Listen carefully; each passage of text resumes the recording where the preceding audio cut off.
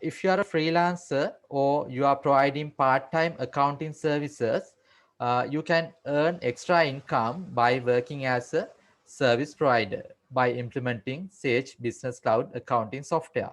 Especially, this is a cloud-based software. You can implement the system and support at anywhere and anytime. And after complete the course, there will be a final exam. In that exam, you need to implement a system, enter transaction, and generate reports. Uh, you will get a certificate if you are achieve the pass mark. Right.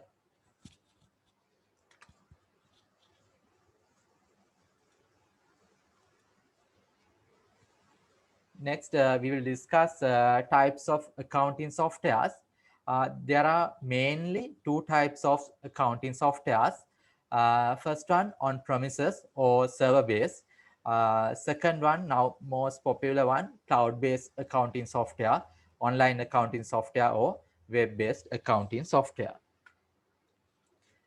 In cloud-based software, there are many features compared with server-based software. First, it's easily upgraded. Now, when if you are installing server-based software, sometimes if the software, even though upgraded, you are not get the upgraded because it's uh, it's not linked with your main product. Uh, Now, some softwares uh, there may be need to upgrade. For upgrade, you need to pay additional amount. Then this compared to server-based software, cloud-based software, very lower cost of ownership. Uh, Sometimes some softwares, server-based softwares, we need to spend millions to purchase, but cloud softwares compared to server-based, it's lower cost. Then it's cloud-based softwares always up. Uh, you can work anywhere and anytime.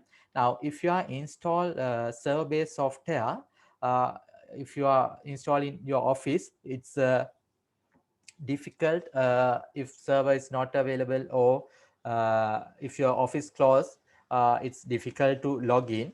But in cloud-based softwares, you can work from anywhere and anytime. Then disaster assistant, uh, even though you cannot go to office, you can work from your cloud-based software. And no IT maintenance cost, it's very less. Now, for an example, if you are using server software, you need to install into a server. The server is also very expensive, and you need to network your other workstation, your users, you need to connect. For networking also, you need to spend money. Therefore, but in cloud-based softwares, no need to link. It's already in the web. Therefore, uh, maintenance cost is very less. Uh, Next, offsite data storage. Now, if you are installed into Office server-based software, that data also store in your office. Then something happens to your office, it's difficult to recover your all data. And productivity in anywhere, you can log into cloud-based software anywhere and anytime. Then there are several cloud-based accounting softwares: Sage Business Cloud Accounting, Soho Books, MyOB, Zero, QuickBooks, Wave, like that. There are several accounting softwares. From this course, we will cover Sage Business Cloud Accounting software. Okay. Then this is our course plan. First, first one, company registration and setup. This company and registration and setup, we will discuss how to register for company and how to implement our software, or how to implement based on our company. Then second one, master file creation. From master file creation, we will discuss uh, how to create customers, suppliers, inventory, GL accounts, banks, like that. Master file creation, we will discuss. Third one, transactions. From transaction, We will discuss customer transactions such as invoice receipts and supplier transactions, payments, supply invoices, bank transactions, bank reconciliation. Those transactions we will discuss in transactions. Finally, reports. From reports, we will discuss how to generate reports, how to generate financial reports, how to generate tax reports, uh, audit reports, transaction report, and we will discuss how to design reports.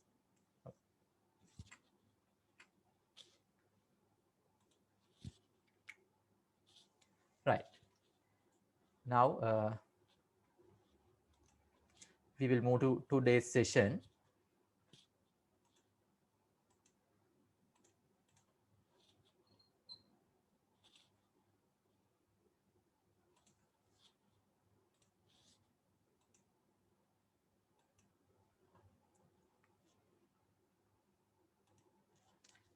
First, we will move to company settings. From company settings, we will discuss how to register for Sage Business Cloud accounting.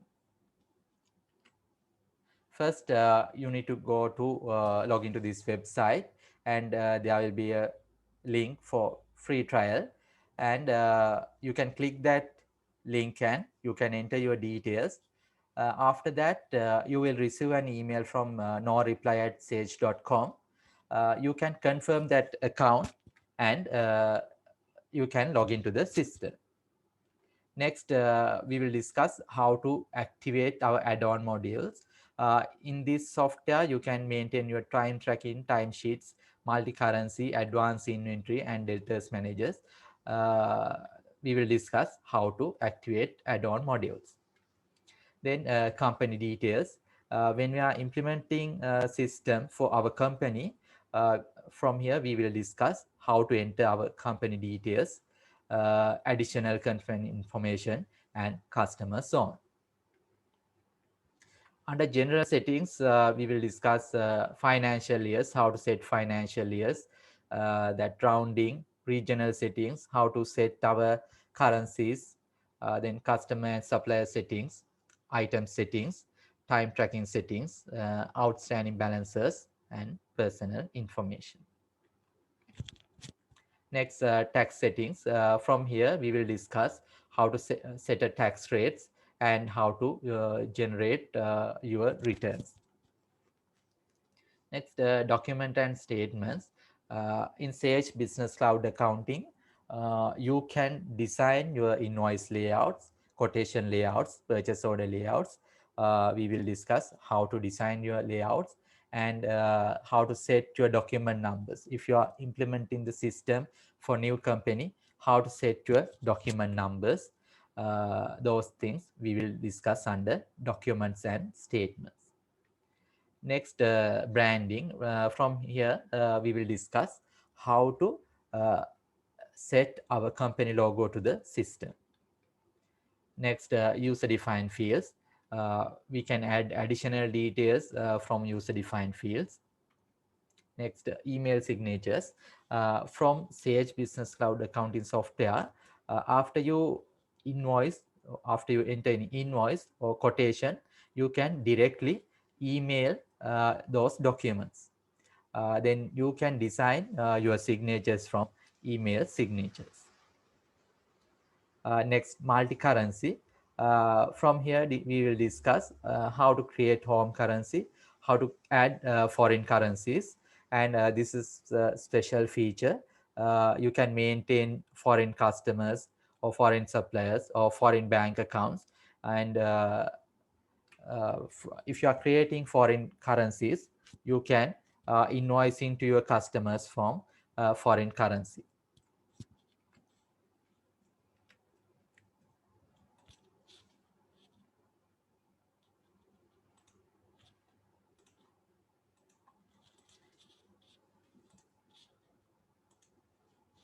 Okay, this is main dashboard of software. From here, I'll quickly go through this dashboard. Later we will discuss about this dashboard. Uh, you can view your pending works and top selling items, your sales history. You can compare current year sales versus previous year sales, then your bank balance movements, customer outstanding age analysis, customer sales, daily sales, like that. Uh, at once, you can get an idea about your company performance. Okay, now we will discuss how to register new company. First, you can go to this website, pwholdings.lk, and there's a link, free trial, sign up.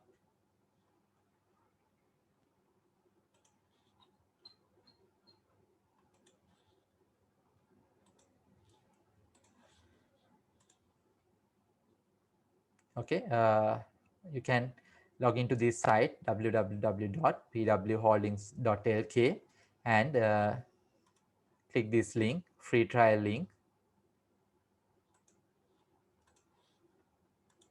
Then after that, new screen will display. From here, you can enter your company details, or you can enter your contact details, company name, first name, last name, and especially please select Malaysia as country. Currently, that Sri Lankan version is under development. So therefore, please select Malaysia, and you can enter your first name, last name, mobile number, email, password, and you can enter confirm password.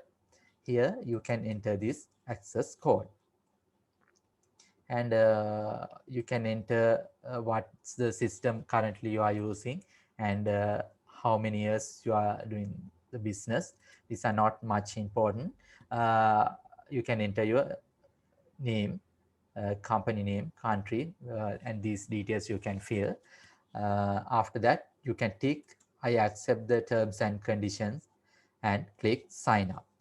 After you click the sign up button, you will receive an email from no reply@sage.com.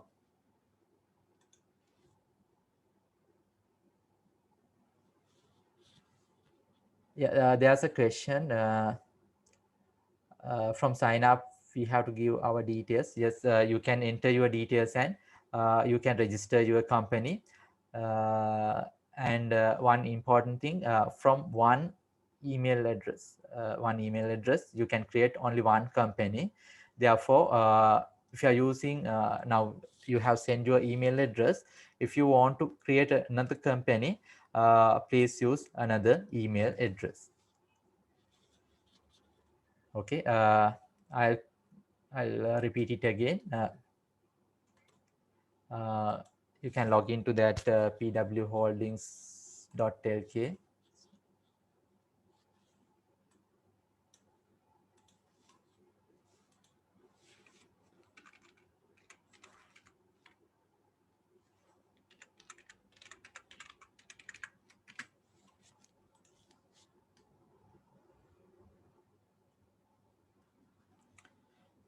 Log into pwholdings.lk and click free trial sign up. Enter your details, company name, country. Please select Malaysia as your country. First name, last name, your mobile number, email address, password. And when you are creating your password, you need to create based on this specification. That password should be at least 6 characters long, and it should have one lowercase, one uppercase, one number, and one special character. Okay, capital letter, simple letter, number, and special character like this at or hash. Then enter confirm your password. You can enter this access code. From here, currently use software, you can select any software or Excel. Then from years in business, you can select any option from here, and please keep this referral code, and tick I accept the terms and condition and click sign up. After you click the sign up button, you will receive an email from no reply@sage.com. In that, I think we have already sent it to you. After that, you can create your password. Okay, sorry, you can confirm your account and you can log into the system. Like that, you can create your new company.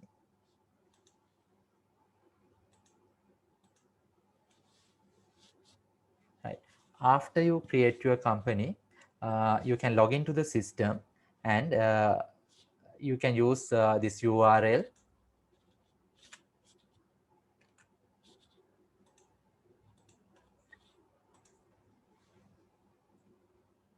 accounting.sage1.asia, and you can enter your email address, password, and click login.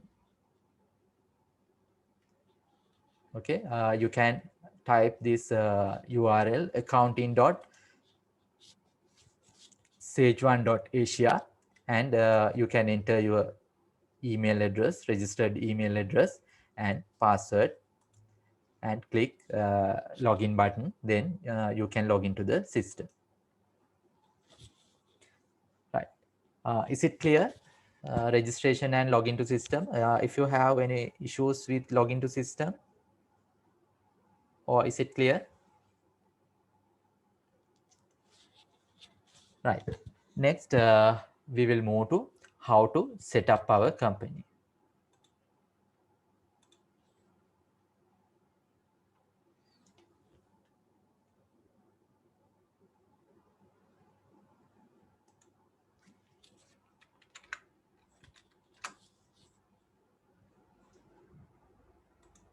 Right. I repeat it again.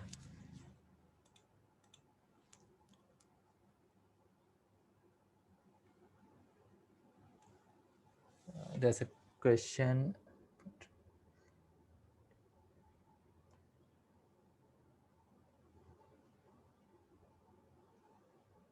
Actually, when you are entering password, it's not your email password. We have sent a password to you. That password you can use for login to the system.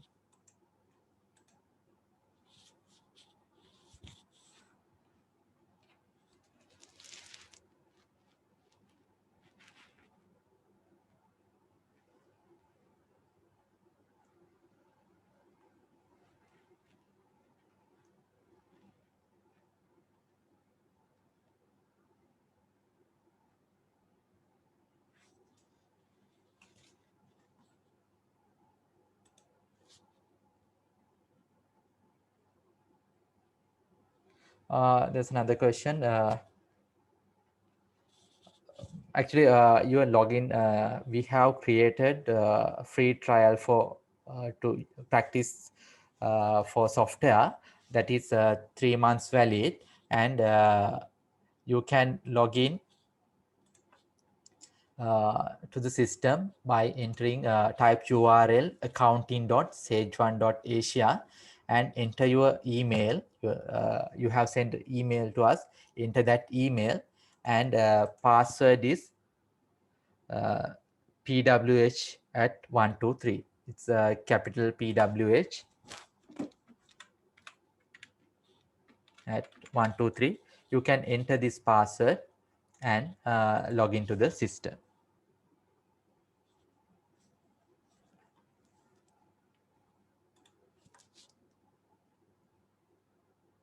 Okay, there's another question. What should include 2 years in business and what you currently use?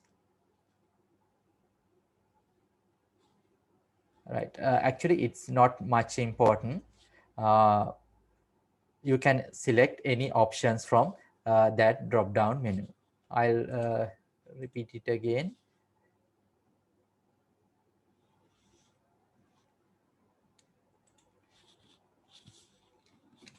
I'll share the URL.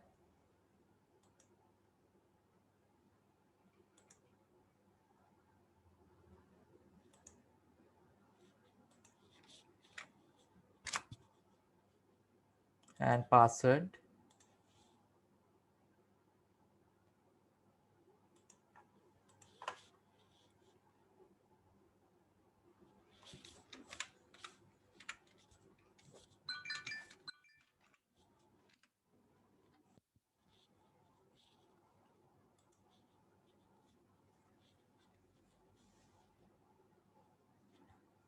Right.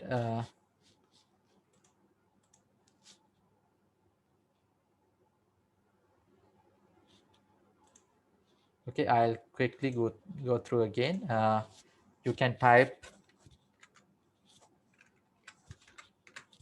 pwholdings.lk and click this free trial sign up, and you can enter your company details. If you are implementing the system for your company, you can enter your company details, or if you are creating a system for your practice, you can enter any details from here. And these what you are currently use and years in business is not much important. You can select any option from here.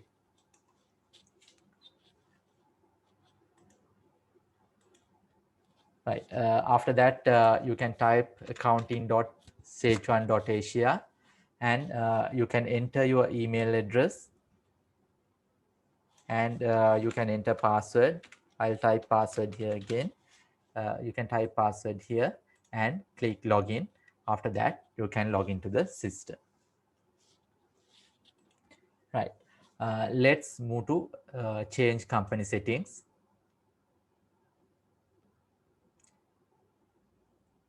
And one more thing, if that speed is, you can comment speed, it's fast, you can send any message, or you can uh, send a message if it is fast, or if you want to explain again, please message. Okay, right. Now, after we create or after we register for software, first we need to enter our company details.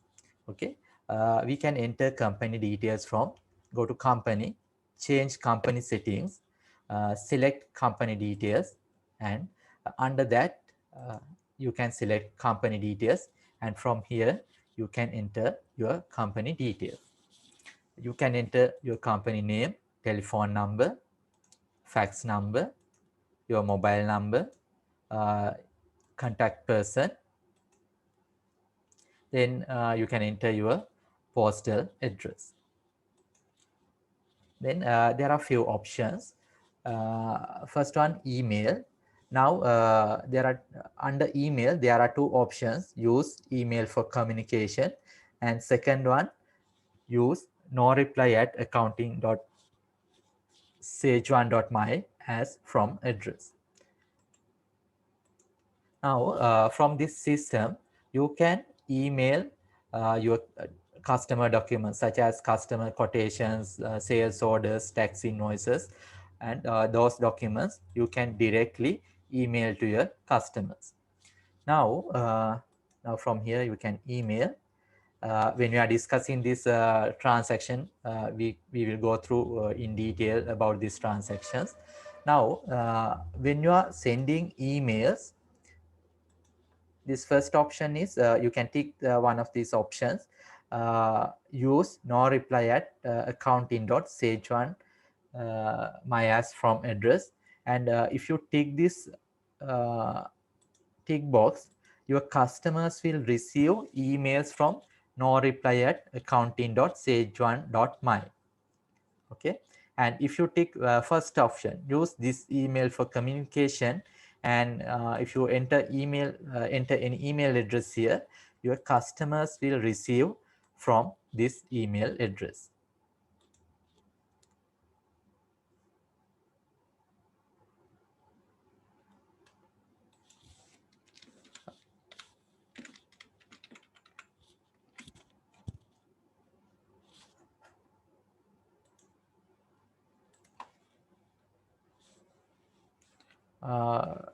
Now, after you log into the system, before login to the system, please use pwh at 123 email address.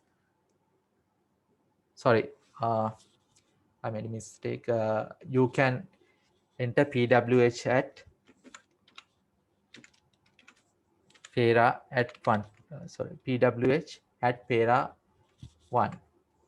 Okay, sorry. Please use this email address.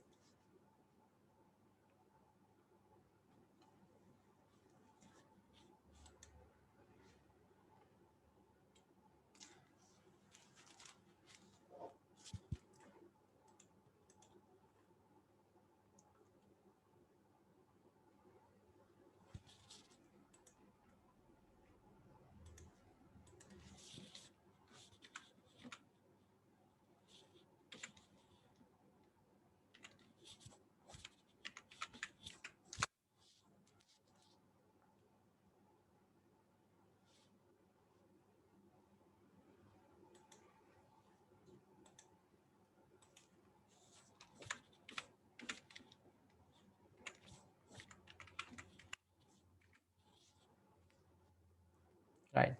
Please use PWH, capital PWH at Pera1, PERA1 for your as your password. Okay. Right. Now there are two options. If you tick first option, use this email for communication, you will receive email from this address. And if you tick second option, uh, use no reply, your customers will receive email from no reply at accounting.sage1.my email address.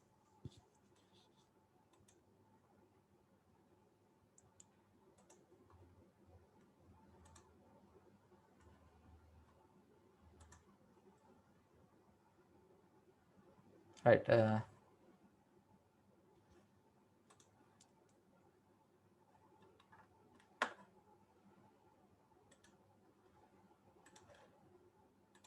Like this. Now you can see if you select second option, use no reply at accounting.sage1, system will send email from this no reply at accounting.sage1.my email address. Okay, if you are enter any email address here and tick this option, your customers will receive emails from that email address.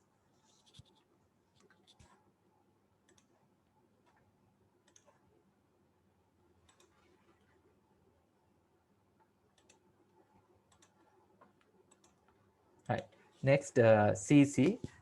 From here, now for an example, if your company owner or your department head, you want he wants to get an copy of each invoice you are sent to your customers, and each purchase order you are sent to your suppliers. In that case, you can enter your business owner or your company owner, so your department head email address here, and tick always CC this email address. Then when you are sending emails, always there will be a CC email to this email address on. Okay. If you want to send CC email to your company owner or your department head, you can enter email address and you can tick this always CC this email address. Right. Next, physical address or other company information. Here, you can enter your physical. Now, if your registered address in one location and your physical company in a different location, you can use this physical address, or you can enter any detail, your company information in under this physical address or other company information. After you enter these details, you can save your company details. Okay, you can enter your company details, company name, telephone, fax, mobile numbers, and contact name, your company physical address, then email address. If you take first option and enter email address, your customers will or your suppliers will receive email from this address. And if you tick second option, use no reply accounting.sage1.my. Your customers or suppliers will receive email from this no reply at accounting.sage1.my email address. And if you want to CC all your customer documents or customer emails or supplier emails, you can take this option, always CC this email address, and you can enter your CC email address. Then when you are sending an email to your customer or supplier, this email address owner also will receive email. Next, you can enter your, if you have a different location, physical location, you can enter that physical address or company information.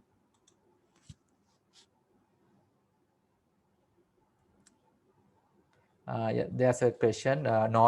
No reply address is system generated one. Yes, it's a system generated email address. Right. Next, we will move to additional company information. Right. From here, we can enter our statutory information in our company. First, company tax number. You can, if you are a VAT registered company, you can enter your tax number, and you can enter your registered name.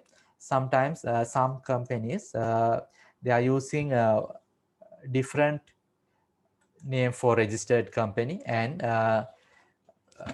one name for as a company. For an example, mostly hotels. Now you can see Cinnamon Hotels, Cinnamon Grand, like that. Hotel name is different, but their registered name is a different registered name. Okay, if you have a different registered name, you can enter that name, or you can enter your company name. Then registration number, you can enter your company registration number or business registration number. Then tax office, you can enter Inland Revenue as a tax office if you are registered for VAT. Entity type, from here you can select your entity type, whether your company is a company limited by guarantee, foreign company, limited liability partnership, private limited, public limited, or sole proprietor.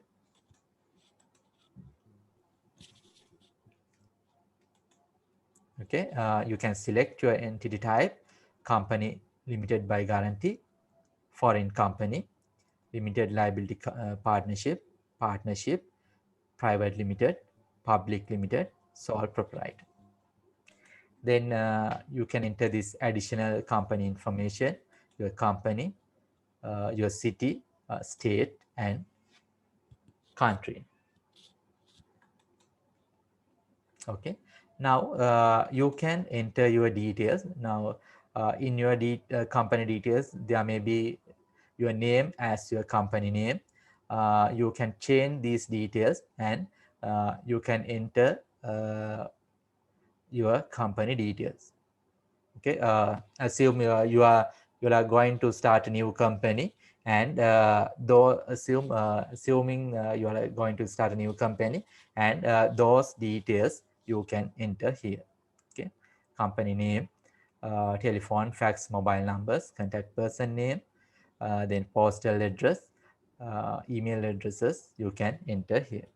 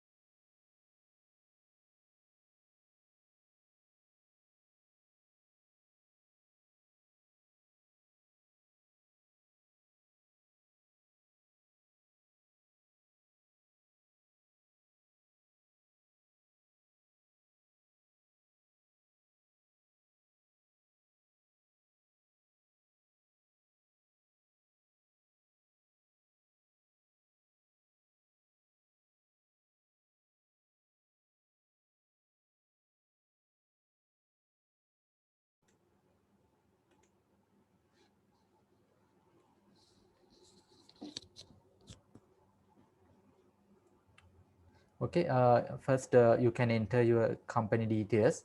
After that, we will move to additional company information.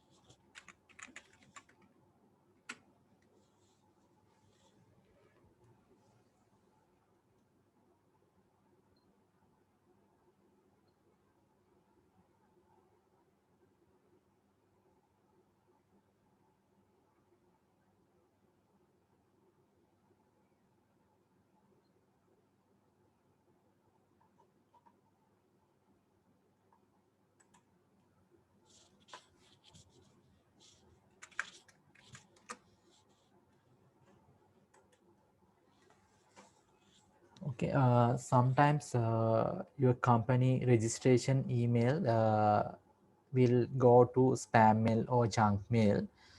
If you are not received in inbox, please check your spam mail or junk mail. Okay, after you enter your company details, you can enter your additional company information. Uh, in additional company information, we need to enter our statutory information and additional company information. First, company tax number. If you are a tax registered company, you can enter your tax number here. Next, registered name. When you are register your company under company registration or as a proprietor, you can enter that registered company name.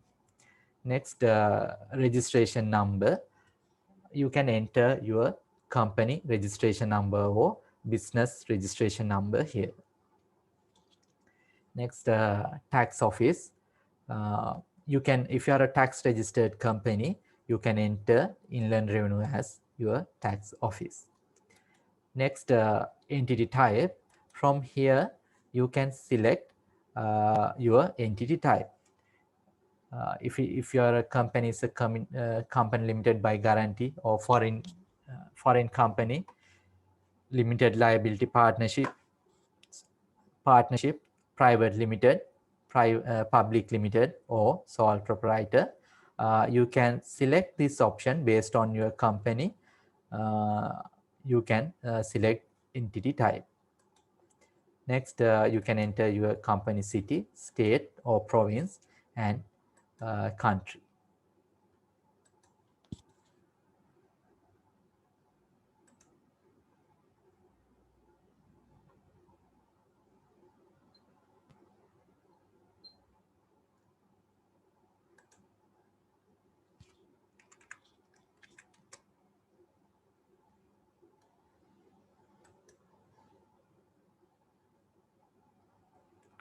Okay, next, major industry code. Actually, this is not relevant to Sri Lanka. Some countries has codes for industry codes for based on their industry. And if you have any code here, if you are implementing for foreign company, if that company has industry code, you can enter that code description here. Right. After you enter this additional company information, you can save.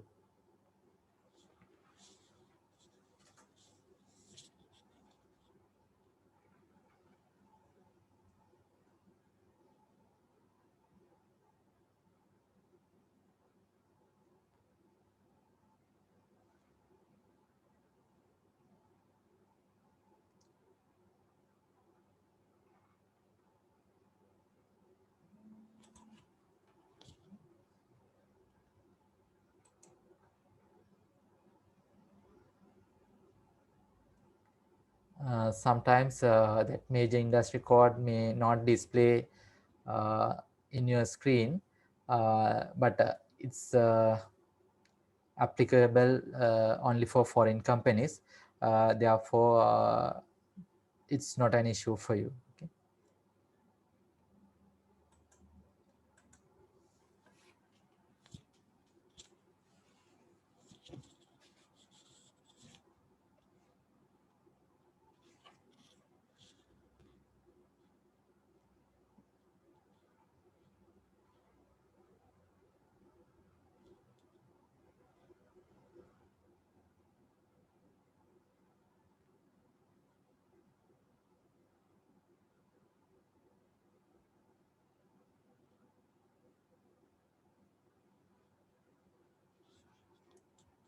Right.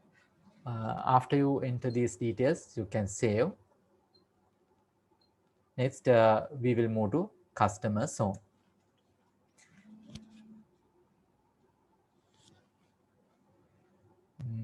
This customer zone is an additional feature of this Sage Business Cloud accounting software.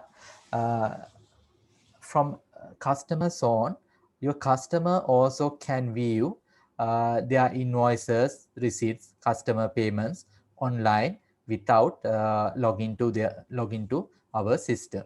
Now, when you are earlier also I told you this, you can email your customer invoices, quotations, receipts by email to your customers by clicking this action and email.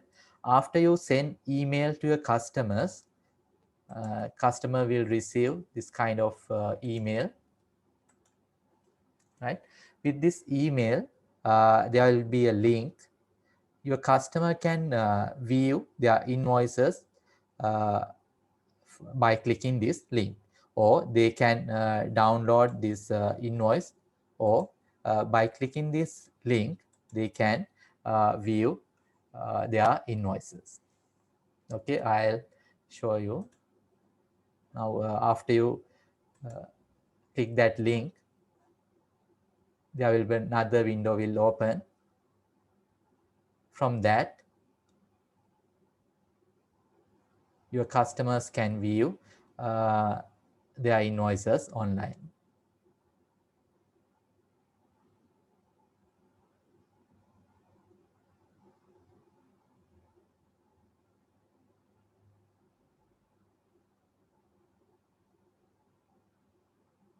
Right?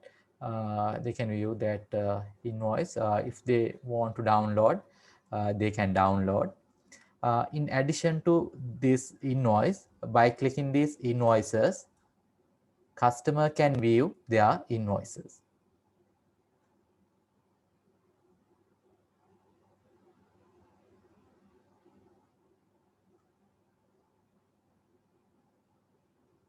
Right? They can view their invoices, invoice number, date, reference, description, total amount, invoice total amount, amount due, and status, whether they have paid, unpaid, overdue, those status they can view. And from here, show 10 entries, they can view, they can set how many invoices or how many transactions they want to view. And from here, you can see how many transactions there are. There are 49 entries, and if you want to move to next page, by clicking this page number, you can move. And this feature is very important because sometimes in practical situation, sometimes your customers always request your invoices or quotations. Then sometimes for audit confirmation, they will request their invoices. And if you have that customer zone, without requesting you, customer also can download their invoices if they require. Okay. And also sometimes in practical situation, uh, always you will receive calls from your customers. What are the outstanding invoices, what are the payments, their payments, like that. So if they want, they can view online. Now you can view that first invoice, it's unpaid, second one paid, like that. You can view, or your customers can view their statement online, and they can view what are the unpaid invoices and what are the payments they have to done, like that. Those invoices they can view. Then quotations, if you have sent any quotations to your customers, customers can view those invoice quotation details. Then sales orders,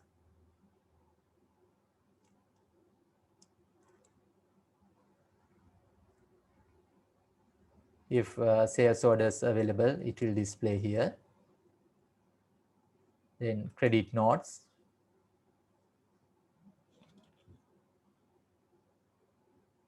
customer payments,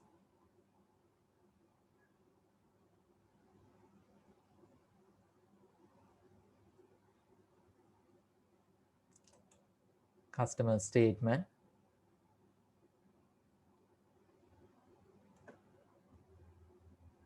that receipt numbers, date, payment date, invoice numbers, paid amount, paid method, they can view.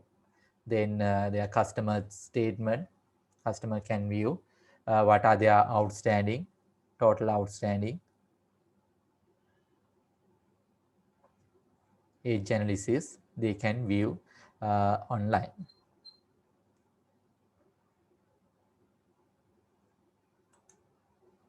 Right. You can enable your accounting customers on by ticking here this box. If you tick this box, customers on will enable, and there are two options: invoices and quotes only. Second option, invoices and account history. If you select first option, your customers can view only their invoices and quotations only. If you select second option, invoices and account history, your customers can view all transaction, all customer invoices, then sales orders, quotations, customer receipts, and account history they can view. Okay, there are two options. First one, invoices and quotes only. If you select this option, customers can view their only their invoices and quotations. If you select second option, customer can view their invoices, quotations, sales orders, receipts, and account history. Right. And display name, from here you can enter your company name, which should display in your customer zone. After that, you can save. Okay, now you can enable your customer zone.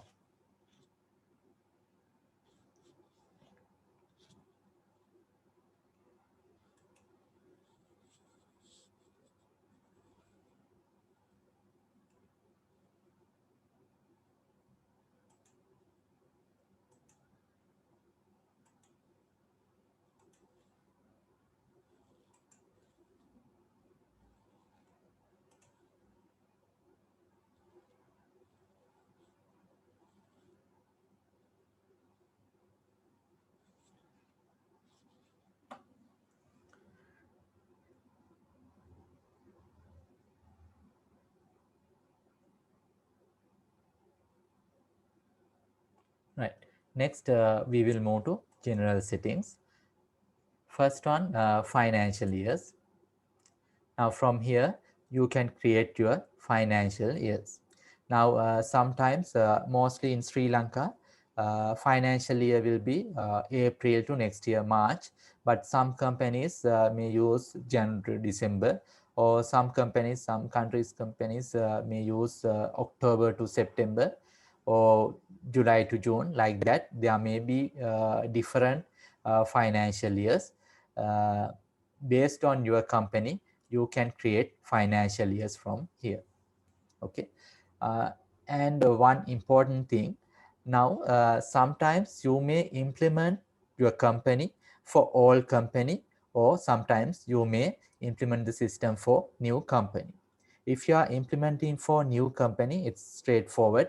You can enter your financial year start date and financial year end date. Now, for an example, if you are starting from 1st of April, you are start your company on 1st of July, then you can enter your financial year start date as 1st of April 2021 and your financial year end date as 31st March 2022. Okay, if you are implementing for new company, or assume you are starting from 1st of April, you can enter financial year start date as 1st April 2021 and your financial year date in date as 31st March 2022. But sometimes you may implement for you may implement the system for all company. Then when you are implementing for all company, there may be customer outstanding, supplier outstanding, or other loans may be there. Now sometimes your customer has outstanding more than 2-3 year old outstanding may be there. In that case, you want to enter that transaction in the same date. Okay. Now, for an example, if your customer has outstanding from 1st of January 2020, you need to enter that outstanding as 1st of January 2020 date. Okay. In that case, you need to create few years, past few years also, you need to create under financial years. Now, for an example, assume your customer has outstanding invoice from 2017, 1st of May 2017. That 1st of May 2017, it's under this financial year 2017, 1st of April 2017 to 31st March 2018. Therefore, we need to create this financial year, and we have to set financial years from 1st April 2017. Okay. Now, in your system, there may be 1st January to 2022 to 2021 to 1st January 2022. Sorry, 1st January 2021 to 31st December 2021. You can change that date by clicking here, then and you can select from calendar, and you can set your financial year start date. And if you want to add any financial year, by clicking this plus mark, you can add your financial year. And if you want to remove any financial year, you can click this delete line or red color button, then that financial year will delete. Okay, you can add financial years by clicking this plus mark, and if you want to delete financial year, you can click this minus or red color button.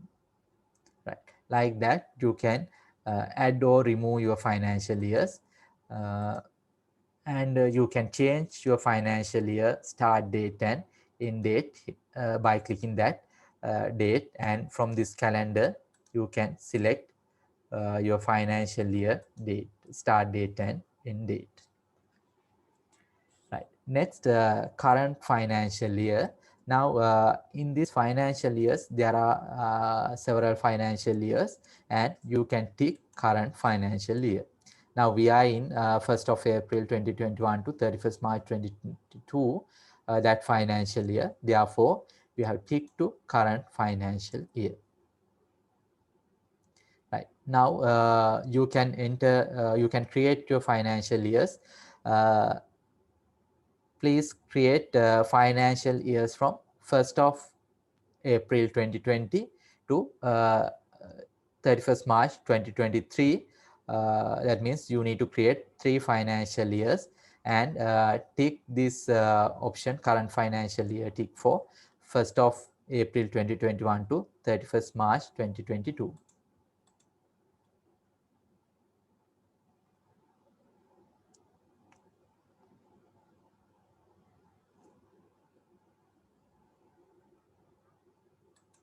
Okay, after you create more than one company, one financial year, this tick will be available.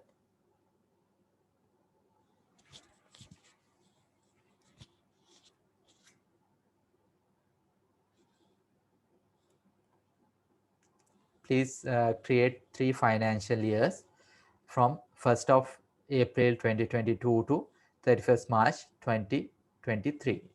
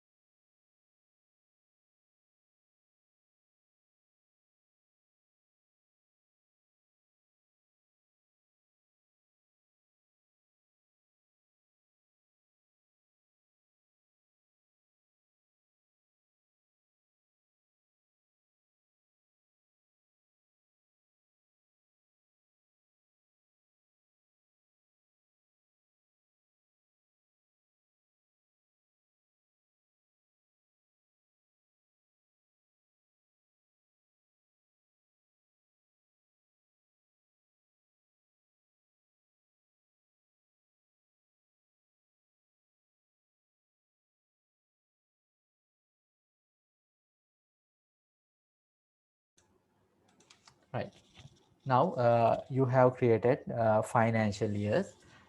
So now if previous financial years available, you can enter all transactions or all outstanding. If your customer or supplier has all outstanding, you can enter that outstanding. Then next we will move to lockdown date. Now lockdown date is used for, now sometimes your users may by mistake enter uh, transactions for previous years. Now we are in 2021 2022 year. Sometimes by mistake your users may enter transaction previous or old years or future years. or sorry, few all years they may enter transactions. Sometimes even after we completed the audits, they may enter transaction for that previous year. Now we can block that erroneous transactions by setting a lockdown date. We can tick this for set a lockdown date, and we can set a lockdown date. Then your users cannot enter transaction prior to this period. Okay, you can set a lockdown date, and your user, if you set a lockdown date, your users cannot enter transactions prior to this period. Now, especially after you complete the audit, you can enter that previous year date as previous financial year end date as lockdown date. And if you are even after close your monthly accounts also, you can set lockdown date as your previous month in date. Okay, from lockdown date you can block erroneous transactions for previous years. Right, now you can set a lockdown date.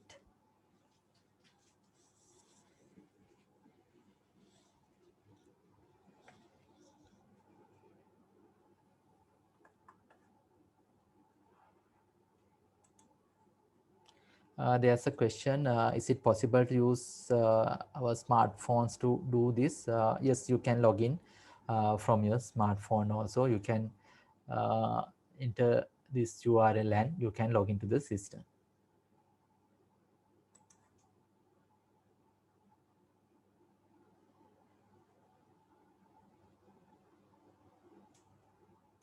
Right. Now, in practical situation, assume now we are in 31st March, this 2023 year, and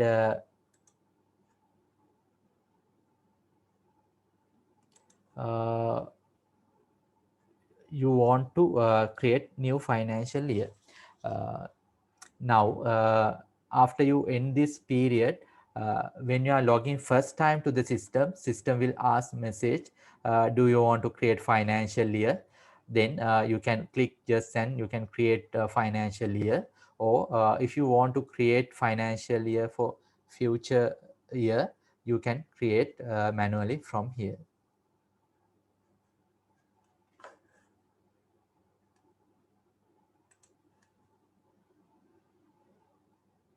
Okay, I'll repeat that lockdown date again.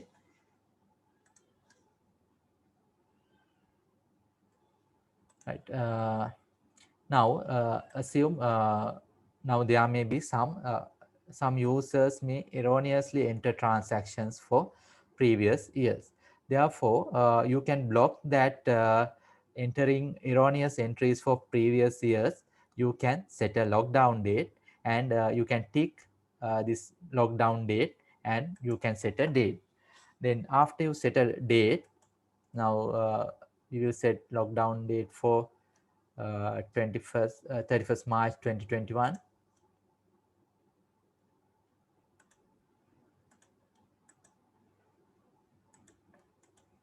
Okay, now we will set lockdown date as 31st March 2021.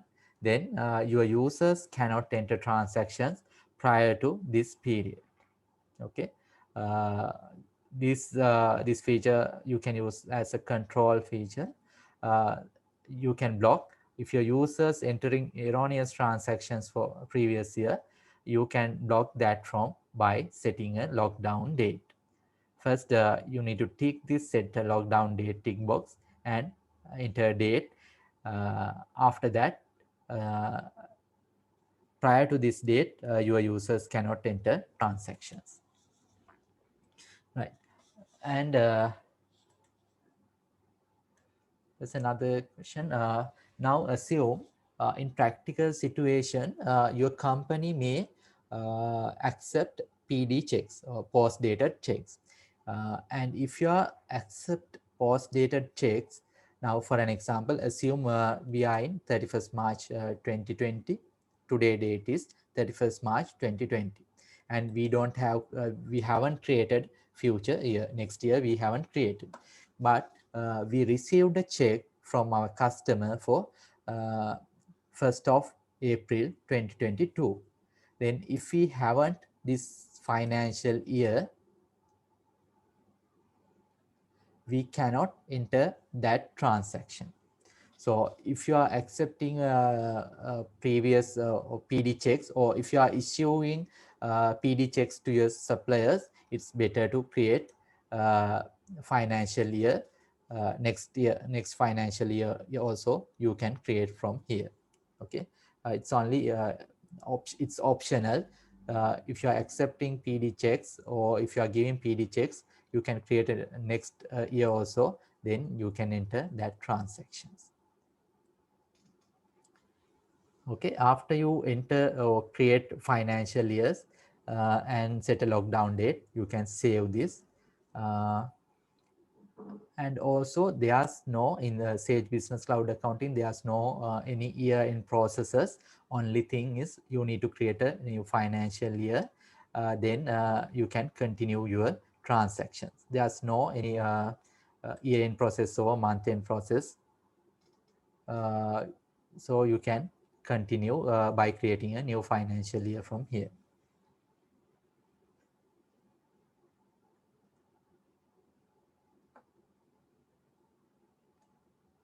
Right. Can you all view this current financial year tick box? If anyone cannot view this current financial year, or can you drag this, if you are not, it's not available, can you drag this current financial year little left side and view?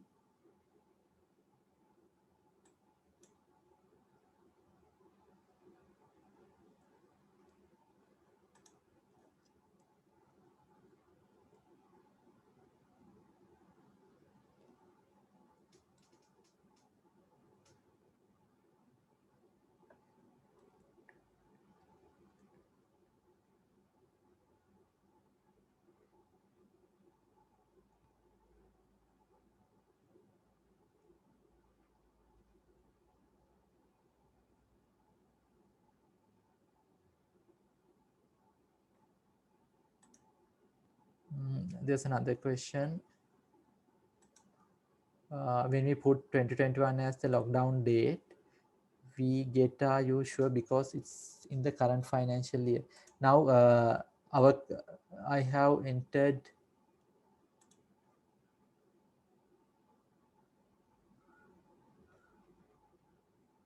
now our financial year day end date is 31st. Previous financial year end date is 31st March 2021. So current financial year start from 1st of April 2021. Therefore you can enter lockdown date as 31st March 2021. Or if you haven't completed your audits, or if you want to enter transactions for previous year, or if you haven't finalized your that financial statements, you can change this date and you can enter transactions for that period.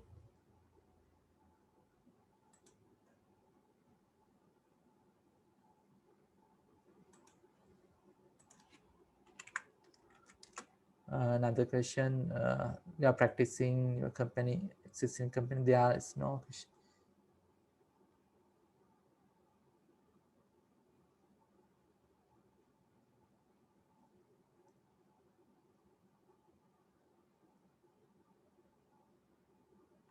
Okay, you can enter any details here, or any transactions here.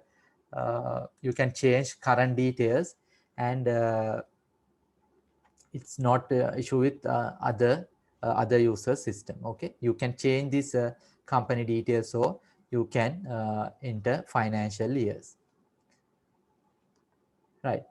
Next, we will move to rounding. Is it clear? Financial years and lockdown date.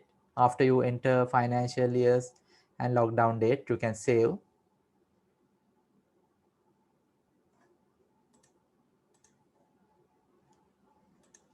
Right, next we will move to rounding. Now from here, we can rounding up, rounding down, normal rounding or no rounding, and we can enter to nearest rounding. Okay, if you are selecting rounding up or rounding down, you can enter this round to nearest. Sometimes some companies may not display cents in their reports or transactions. Therefore, if you want, you can round up or round down. If you don't want to round up or round down, you can select no rounding. Then system will display actual amount. Okay, when you are calculating tax also, sometimes there may be decimal places. If you want to enter same decimal places, you can set this no rounding. Then transaction will based on without no rounding. And if you want to round up or round down, you can select these options, and you can enter round to nearest.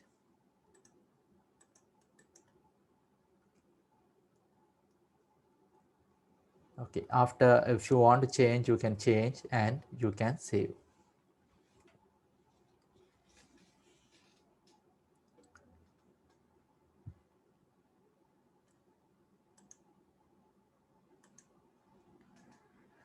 Right, next we will move to regional settings. Now from these regional settings, we can set our company currency, then decimal places for our quantity, values and hours, and we can set date formats. Now when we are entering transactions, I'll open a quotation.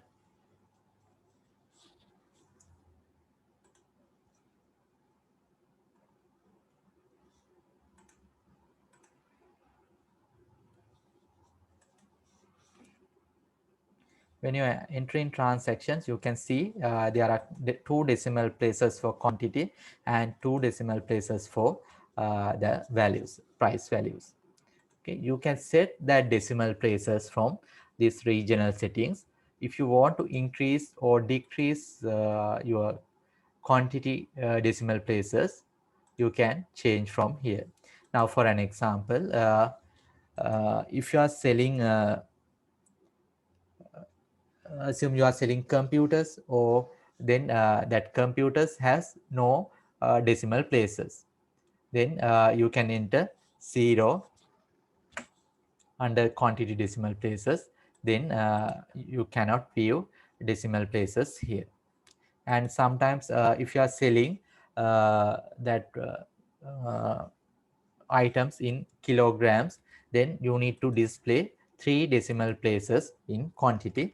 Then you can enter 3 as quantity decimal places. And if you want to display decimal places cents here, you can enter 2. Or if you want to display only rupee value, you can change this value decimal places to 0. Okay, then these decimal places will not display.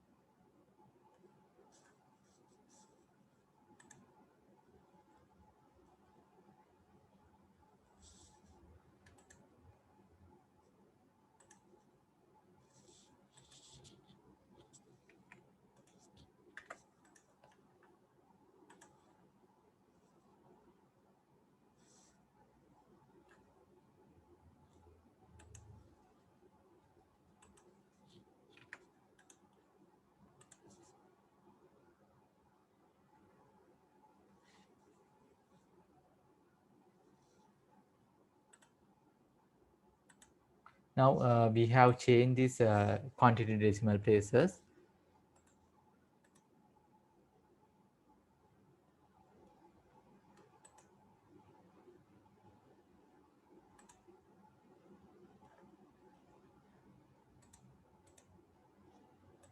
Now if you select any item, you can see 3 decimal places under quantity.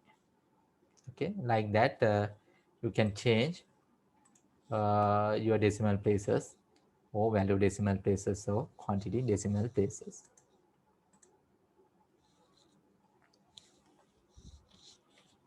And also from this system you can enter your time sheets. You can enter your values, or sorry, hours or minutes. If you want to change these decimal places, you can change from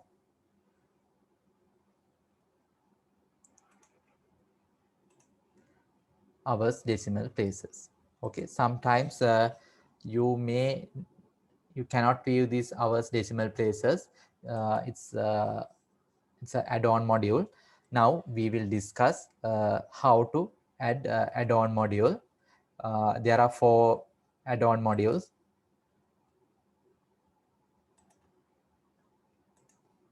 time tracking, multi-currency, advanced inventory, and debtors manager. You can activate your add-on modules. Go to administration, my profile, and click this upgrade button.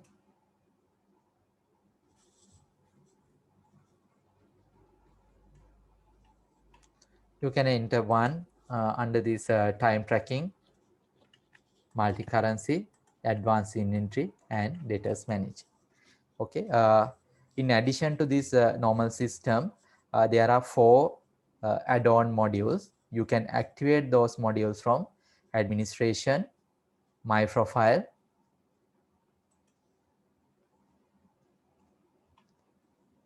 click this upgrade,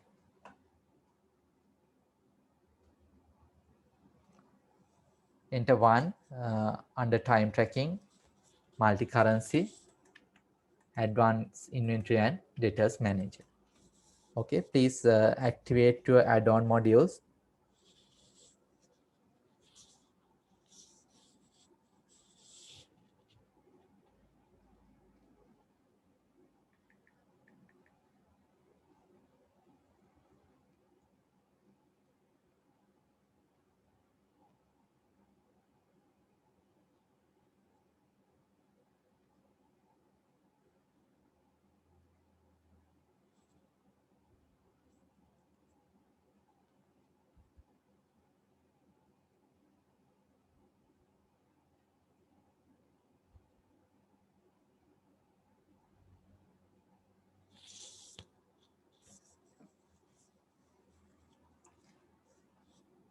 Okay, yeah, in addition to these basic features, there are 4 add-on modules.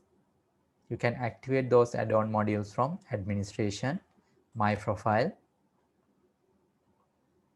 click this upgrade,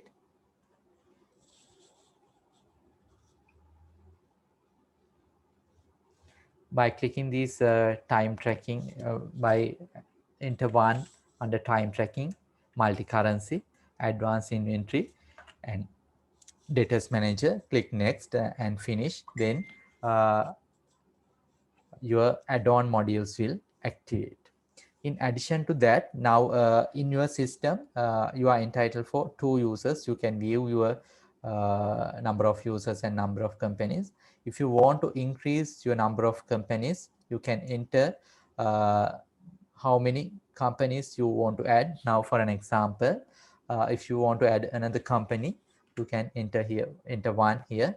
And if you want to add additional user, now currently you have 2 users. If you want to add another user, you can enter one. And now this system, you can store your documents. Now for an example, if you are signing an agreement with your customer, you can attach those agreements and any other documents to the system. So the system has 1 GB capacity. If you want to increase, you can enter, or you can required amount you can enter here, right? From here you can upgrade your system. Go to administration, my profile, take this upgrade.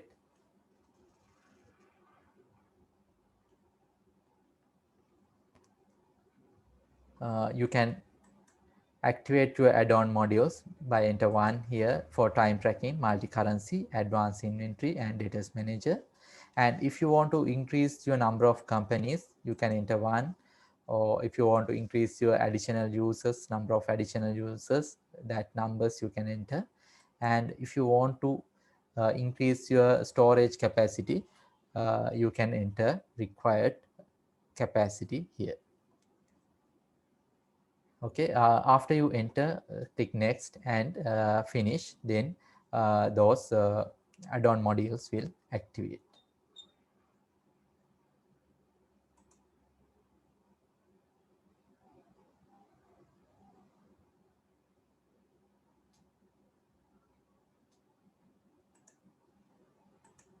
Right. Next one, currency symbol. Now you can enter your currency symbol here. Sometimes some companies may use LKR, or some companies may use RS or for office. You can enter your required currency symbol. Now, if you enter that currency symbol here, that symbol will display when you are entering transactions.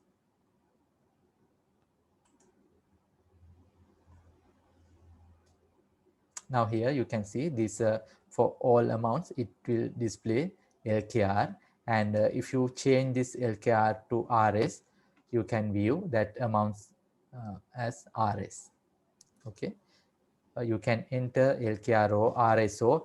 If you are implementing for a foreign company, you can enter USD or that company currency. Okay, and one important thing, if you are entering rupees or any currency, please not uh, put that dot or full stop, and no spaces, only these letters. Please enter only letters. Now if you are entered dot or full stop, then there will be some issues, because sometimes this coding also use these dots. Therefore please not enter dots or spaces after you enter currency symbol. Okay, next, date format. You can select date format from here. First one, DDMMYYY. If you select the first option, your date format will display as first date, then second month, finally year. And if you select second option, uh, then system will display year first, then month, finally date. And if you select MMDDYY, then when your date will display first month, second date, finally year. Okay, according to your company requirement, you can select this date format. Okay, now you can enter your regional settings and save.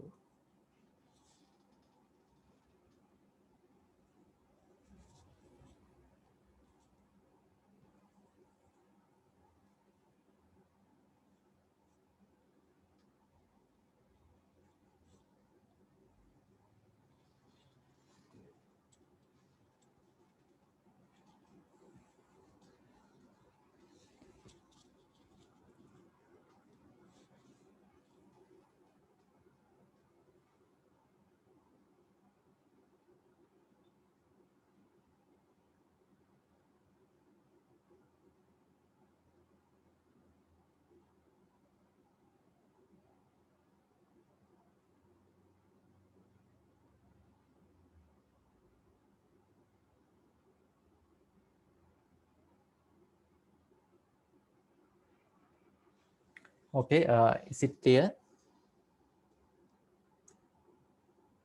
Right. Shall we go for a small break? We will go for 10-minute break, and we will start by 4:45. And if you have any questions, please ask, or you can message.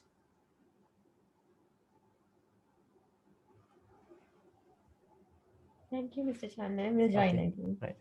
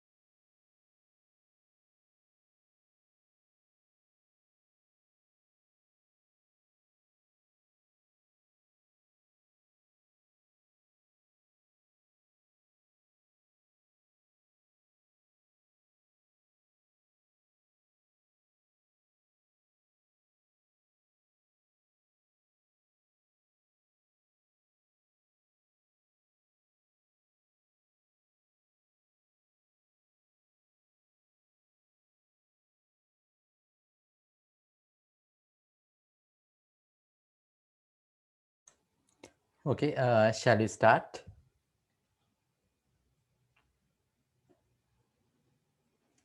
Right, now we have completed up to regional settings.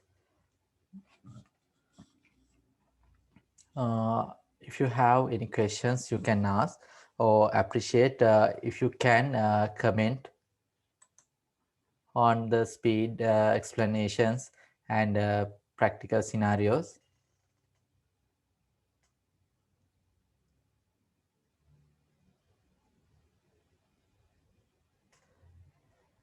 Appreciate if you can give any comment on speed and system explanation. Okay, there are a few questions. Today we registered to the course, so we are valid for the course. Yeah, of course, if you have the link, you can participate for the course. And also, if you are not if you haven't received that registration mail, please uh,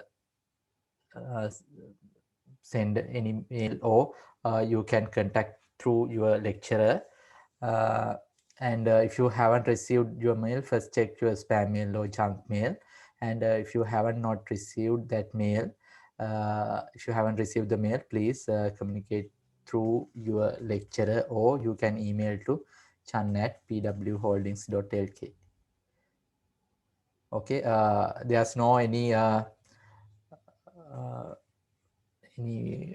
anyone can join, because since in this, especially in this COVID period, you cannot properly participate for your lectures. So therefore, please, if you are interested for this course, please join. And please send your contact details, your first name, last name, and email address. Then we will create system user. We will register user, uh, so you can anyone can join. And please get proper knowledge from this course and improve your knowledge. Okay, right. Next, we will move to customer and supplier settings.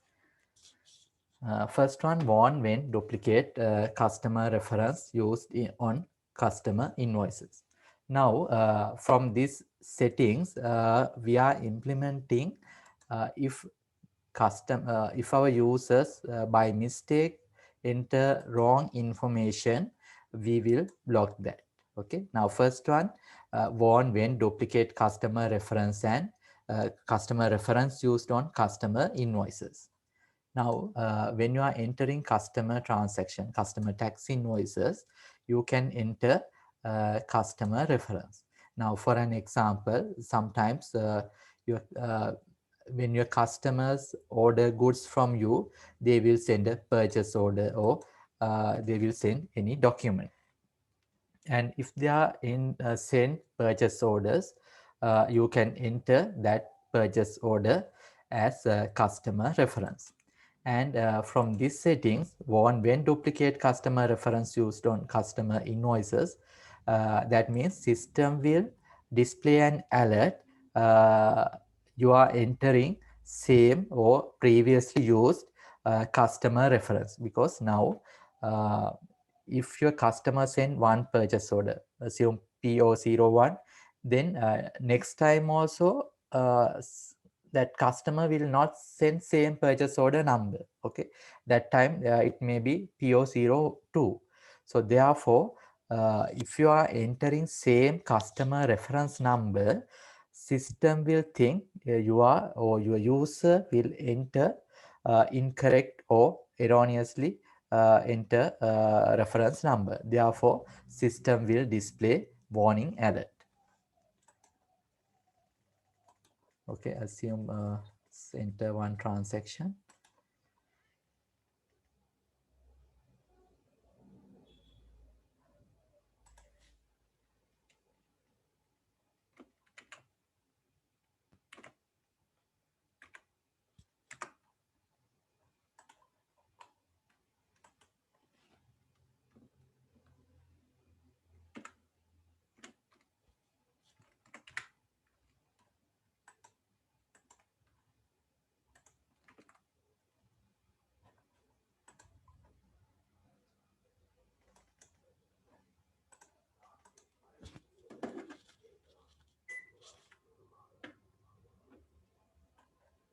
Right now, we will enter same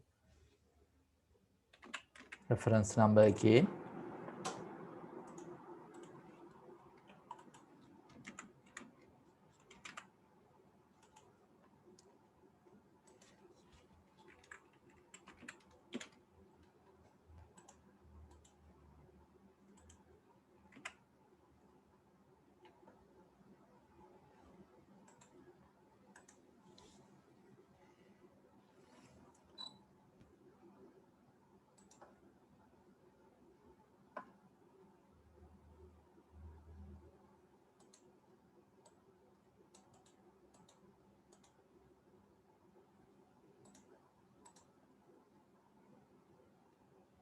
Previous one PU0001.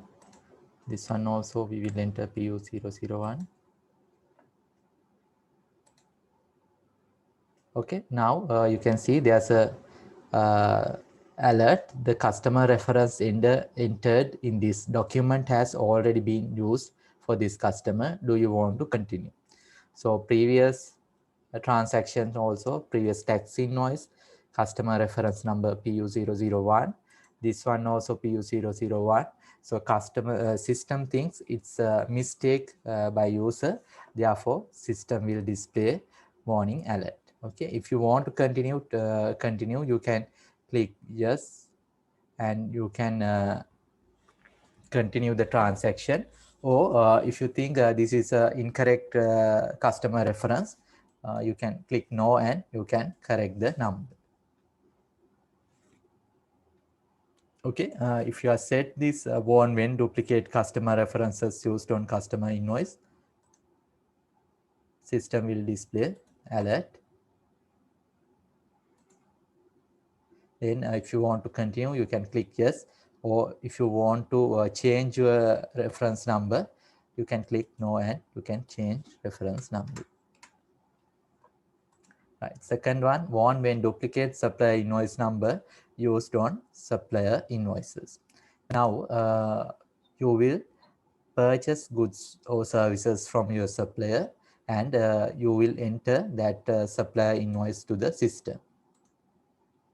Now, when you are entering supplier invoice, you can enter supplier invoice number.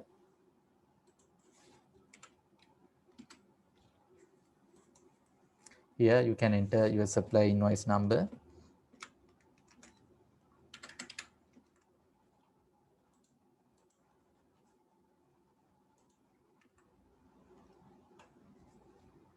We will enter first one PW001 as supplier invoice number.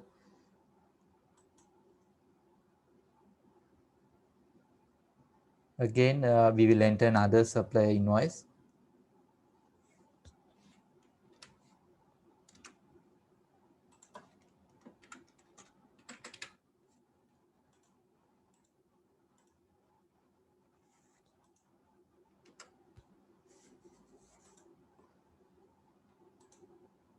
Again, system will display the supplier invoice number entered in this document has already been used for this supplier.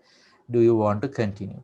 Now, suppliers will not send same invoice number twice. Therefore, system will think this is a incorrect number. Therefore, system will display this alert or warning message. And if it is correct, you can continue. Or if it is no, you can click no and you can change the number.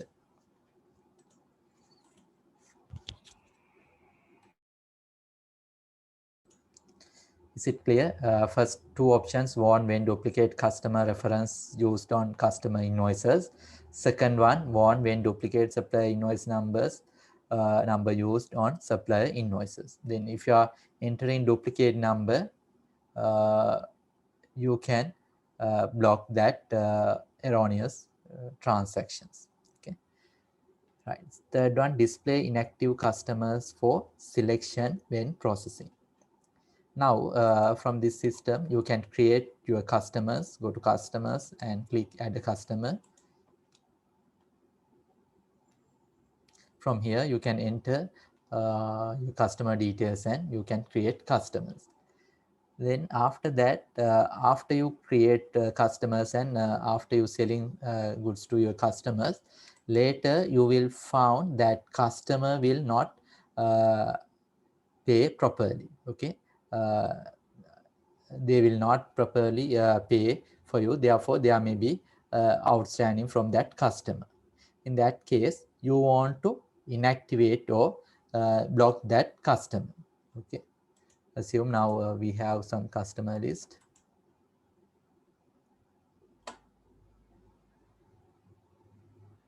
This A01 customer will not pay properly, therefore we want to block or inactive that customer.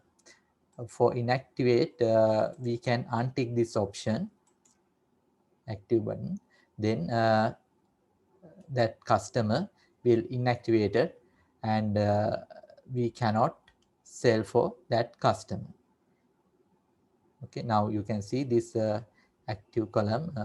Actually currently you in your list system, there's no any customers. From this active, you can view first one there's no tick, and second one there's a tick. That means first customer we have inactivated, therefore there's no tick. Then in this display inactive customers for selection when processing. Now you can enter customer transactions from these transactions, and you can select customer from here. Now you can see that A01 customer not display here. We will go to our customer list. First customer is A01, but when we are entering transactions, that customer will not display. That is because we have set display inactive customers for selection when processing. That means for that inactivated customers will not display in transaction customer menu, customer drop down menu. Okay. Now in practical situation, your management or your credit controller will decide this customer will not pay properly, therefore he wants to block that customer. And if they inactivated that customer, your users, other your cashiers or who enter invoices, they cannot enter transactions for that customer. Okay. uh, Now if your customer, if you don't want to continue for a particular customer, you can block that customer, and your users cannot enter transactions for that customer. Okay, now you cannot see A01 customer because we have inactivated that customer. Right. From this option, display inactive customers for selection when processing. If you untick this option, those inactivated customers will not display. And if you tick this option, those inactivated customers also display. Okay, we will save this customer, save this, and we will enter trans.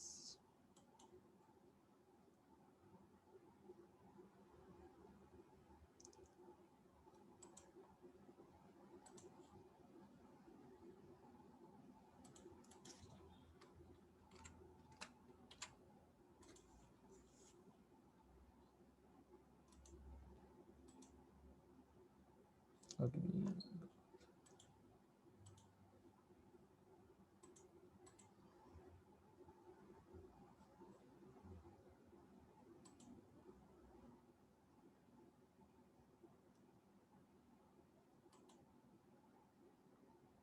Okay, we have a customer called access. We inactivated that customer.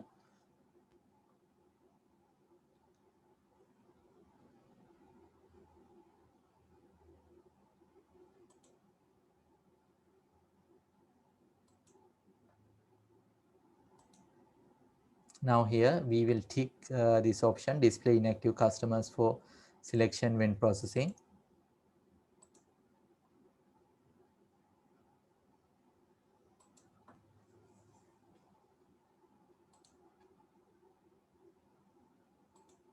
Okay, now you can view that inactivated customer. System also display warning this customer is not active. So this from this option, uh, if you want, you can uh, display inactivated customers for transactions processing time, or if you want to block that customers for transactions. Second option, that fourth one, display inactive suppliers for selection when processing. Same way, if you have suppliers,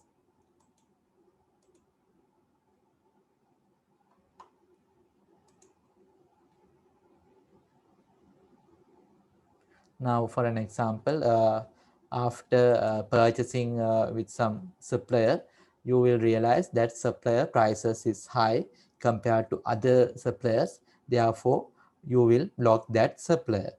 To block that supplier, you can untick this option, active tick, and save. Then this supplier is inactivated.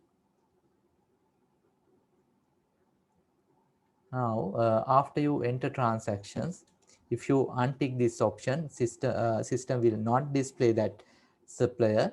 If you tick this option, system will display that supplier for transaction processing.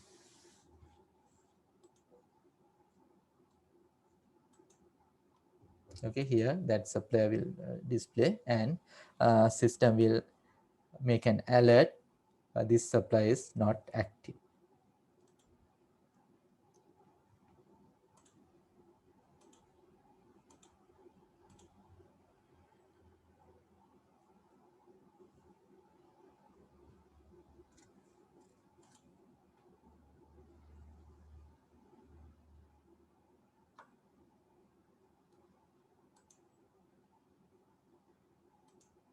Right, next option, display inactive customers for selection on reports.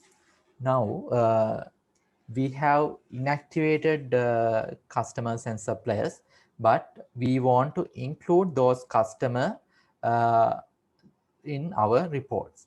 Okay, now we will duplicate another one.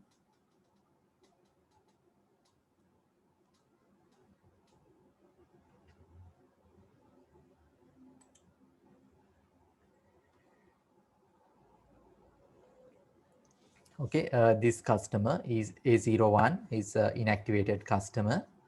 Now we want to include that customer in our reports.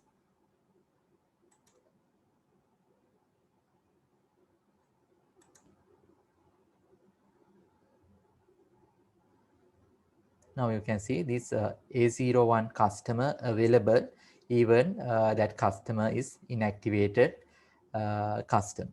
Okay, because we have ticked this option, display inactive customers for selection on report.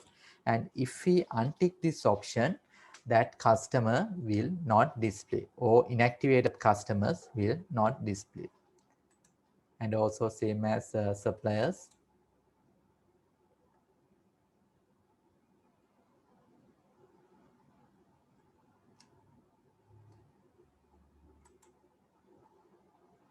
We will inactivate this customer, sorry, this supplier.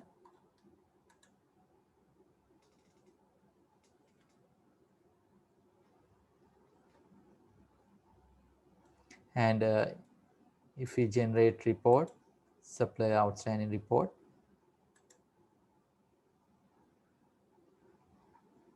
that supplier will display, because we have ticked this option. Okay, display inactive suppliers for selection on report. Okay, next one, use inclusive processing on customer supplier documents by default. Now, if you are a VAT registered company, you will sell goods with tax. Okay, and if you are selling with tax, those amounts we will say inclusive amount. And if you want to display without tax amount in your transactions, now we will open customer quotation. Here you can see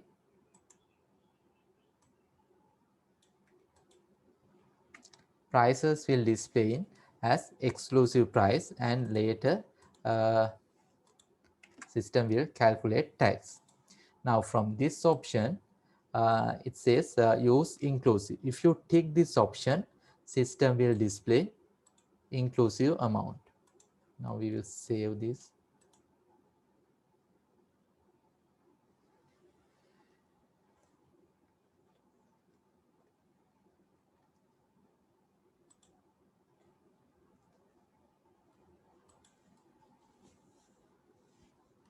Okay, now you can see inclusive price, previous it's exclusive. That's because we have changed that.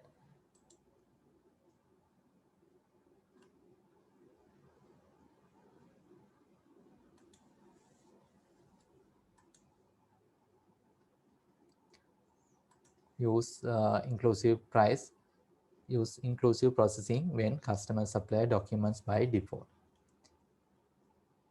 Okay, next one, use account as default document line type selection.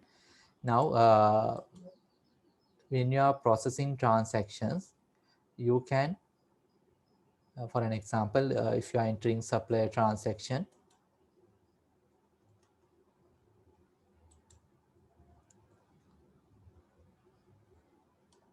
okay, you can view this as type, and you can change this type, item, account, or bundle. Now item means if you select type here, you can type as item, then you can select your inventory item. If you select account, you can select your GL accounts. And there's another option, bundle. If you have bundle items, you can select bundle item. And from this option, use account as default document line type selection. If you set that, if you tick this option,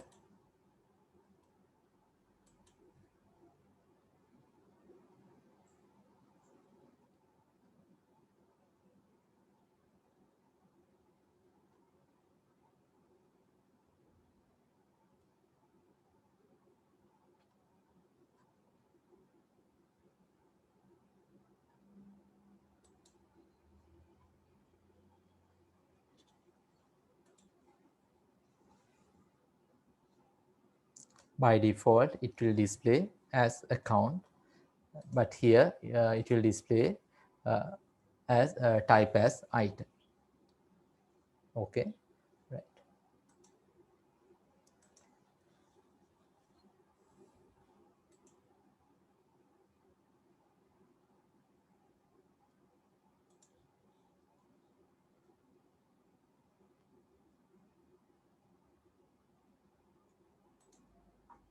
Right, is it clear that customer and supplier settings?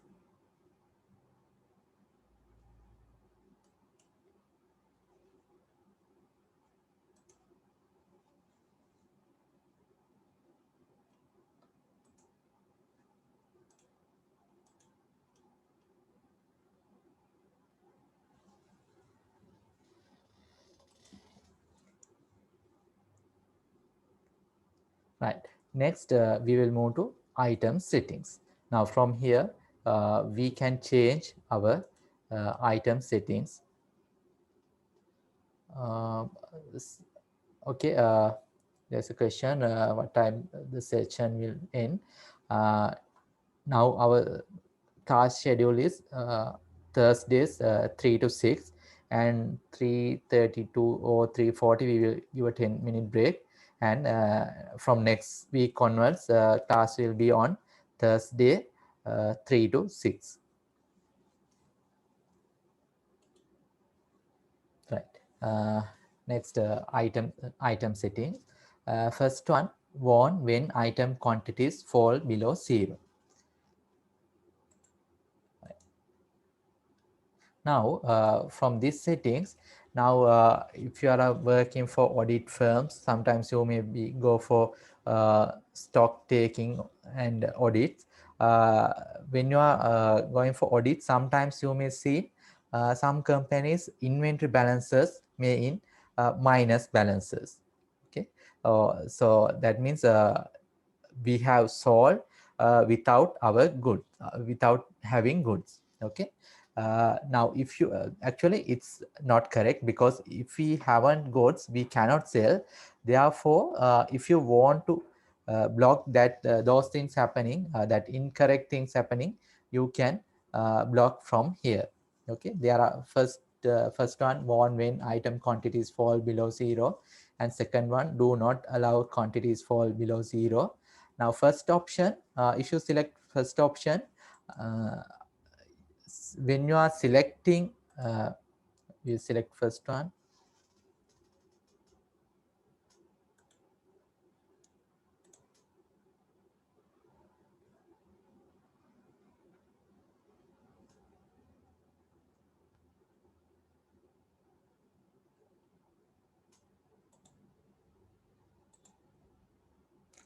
Warn when item quantities fall below zero. Now when you are invoicing,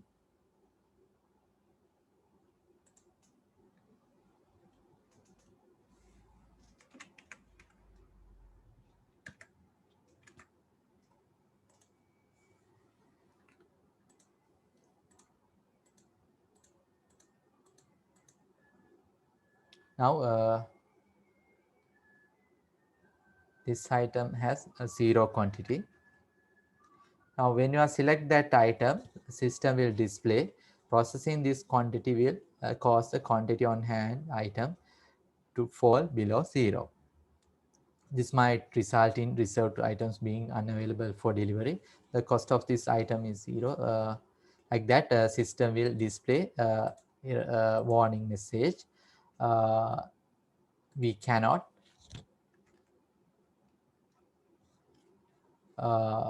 until it fall below zero. Therefore, we cannot invoice for that item. Now assume we have we have two quantities here. Assume we are going to sell 5.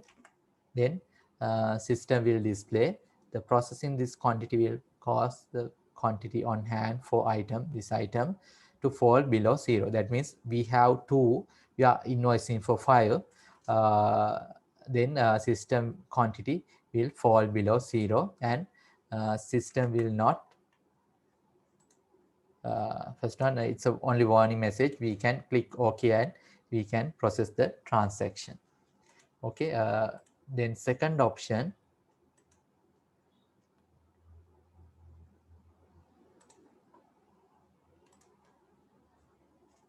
we will select the second option, do not allow item quantities fall below zero. We will save.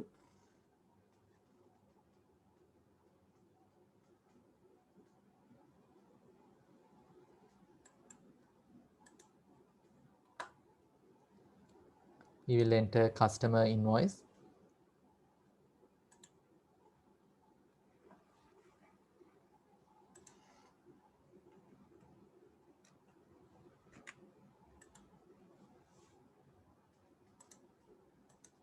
Okay, now this item has 2 quantities.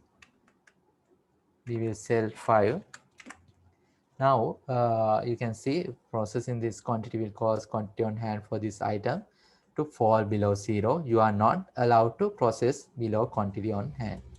Okay, now again that quantity uh, has changed 5 to 1, but in previous example it's allowed, but it's display a message, but it's allowed to process that transaction.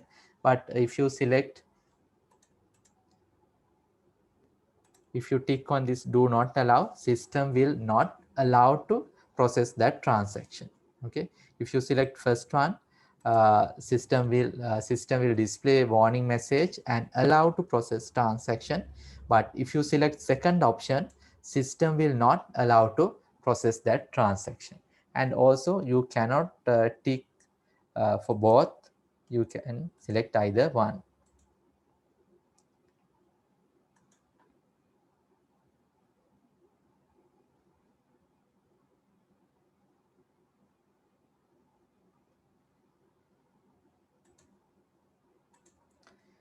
Right. Next option, warn when item cost is 0.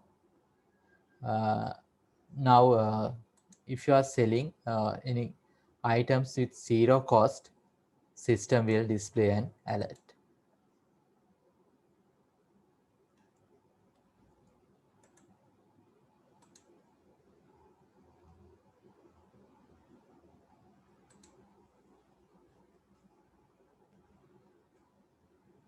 Okay, now this item cost is 0, average cost is 0. We will enter transaction for that item.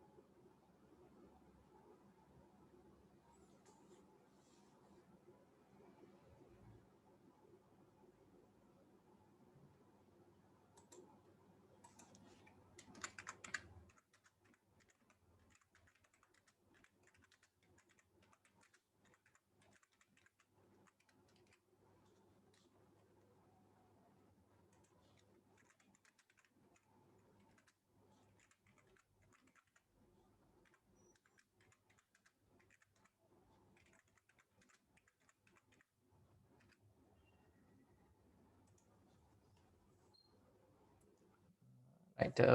We will.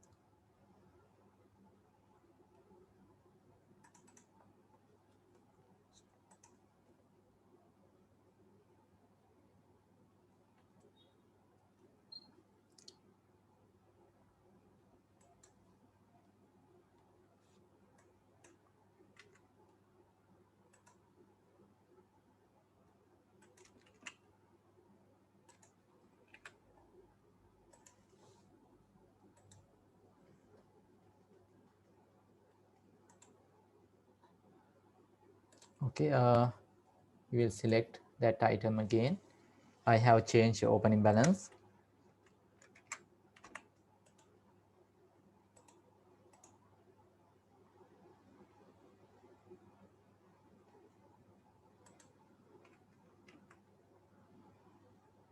Okay, now you can see the cost of this item is 0.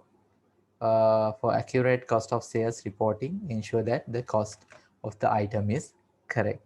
Now, if it is now, if we have goods in our stock, there should be a value for or cost for that items.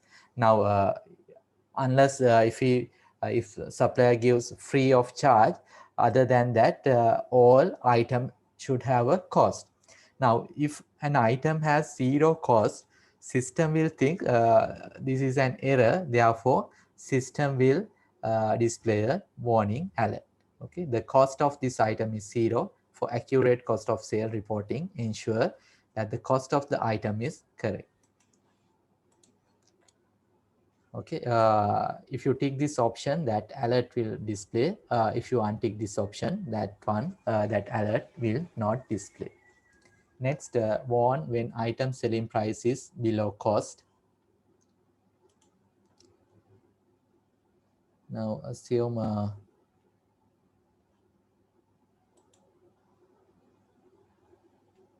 this item.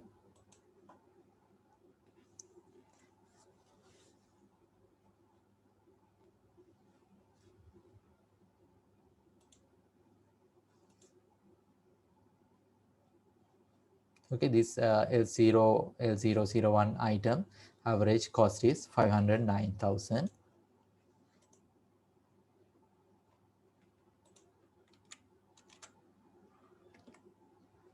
Now assume we are selling for 400,000. Then system will display the selling price of this item is below the cost price.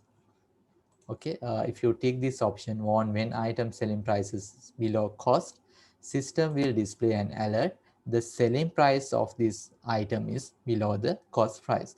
Now normally we are not selling our items below the cost, therefore system will think this is an error, therefore system will display warning message. Next one, display inactive items for selection on document line. Same as customer and supplier. If you we will inactive some item, this 2BR will inactive.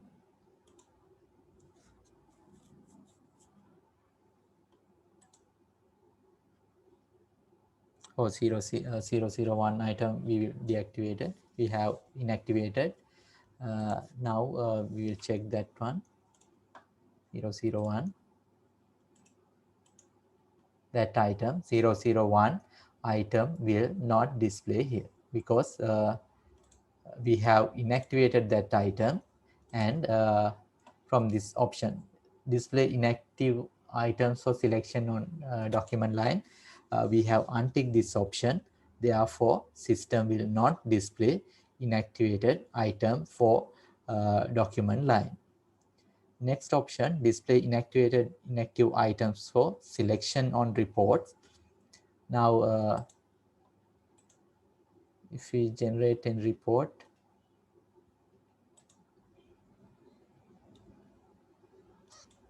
for here also that 001 item will not display.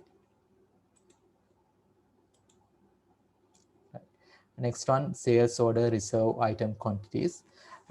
In practical situation, sometimes you may send quotations, and after that you will send sales order for customer. Finally, you will create uh, your customer invoice.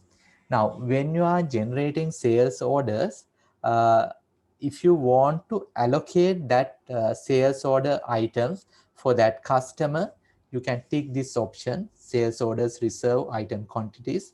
Then those items will reserve for that customer, and you cannot invoice those items for other customers.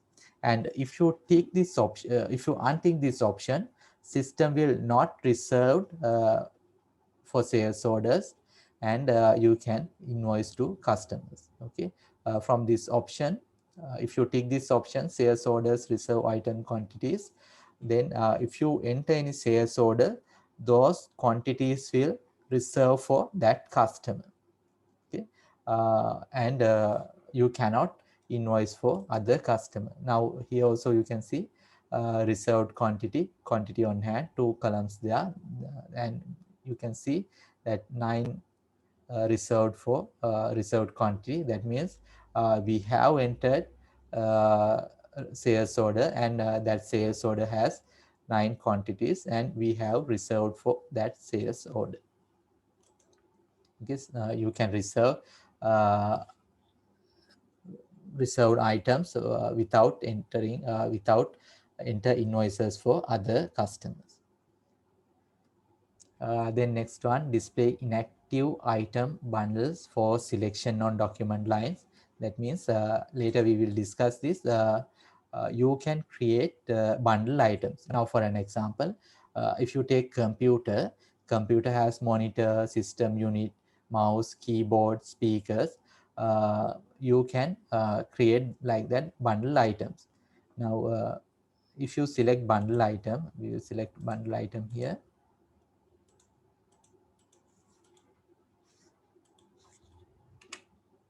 Now after you enter that bundle item, all components of that bundle items also display in the screen. Now if you increase that quantity,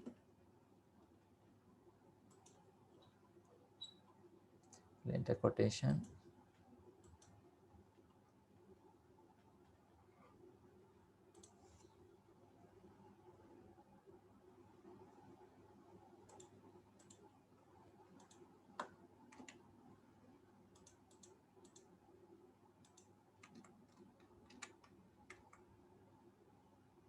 Okay, other we haven't entered these other components. We have select only computer, but other items also display component of that computer. Uh, this is a bundle item. We will later discuss how to create bundle items. And from this option, display inactive item bundles for selection on document lines. Now you can create bundle items. Here you can see that list of bundle items. And if you want, you can active or inactive those bundle items. If you inactivated bundle item, those bundle items will not display in the screen. Okay. Next one, use perpetual inventory system. Now you have activated that advanced inventory module. If you activated advanced inventory module, you can view this, use perpetual inventory system, and you can tick this option.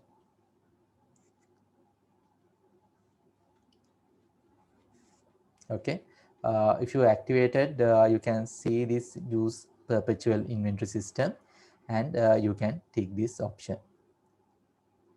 Okay, before move to price list, please save these changes, and we will create one customer, supplier, and inventory items. After that, we will move to price list. Okay, after we completing these company settings, we will again we will create customers, suppliers, and inventory items. Before that, we will quickly create one customer. You can create customers. Go to customers, click add a customer, and you can enter your name, customer name, and if you want, you can add other details. These credit limit, tax reference, postal address, and contact details. At the moment, we will create, you can enter any name, any customer name, and you can save your customer. And only thing is, if you are not enter any email address here under contact details, please change this statement distribution method to print. Okay, you can create customers by clicking this customer module, click add a customer, enter any name under customer name, and if you are not entering any email address here, please change statement distribution method to print. Okay, and save. Okay, other features, these detailed features, we will discuss when we are discussing this master file creation. Right, you can create a customer now. Go to customers, add a customer, enter customer name, and change this default settings, statement distribution method to print.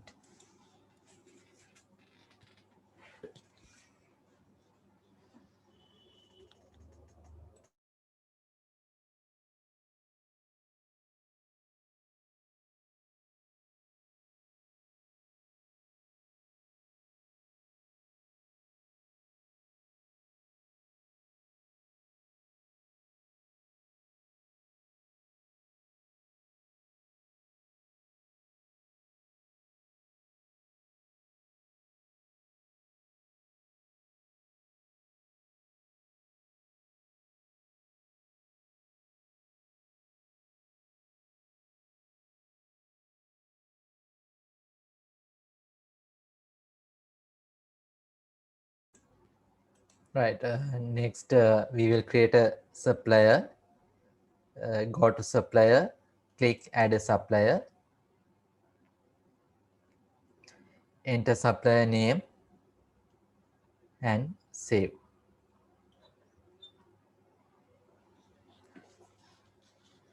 Okay, go to suppliers, click add a supplier, enter supplier name and save.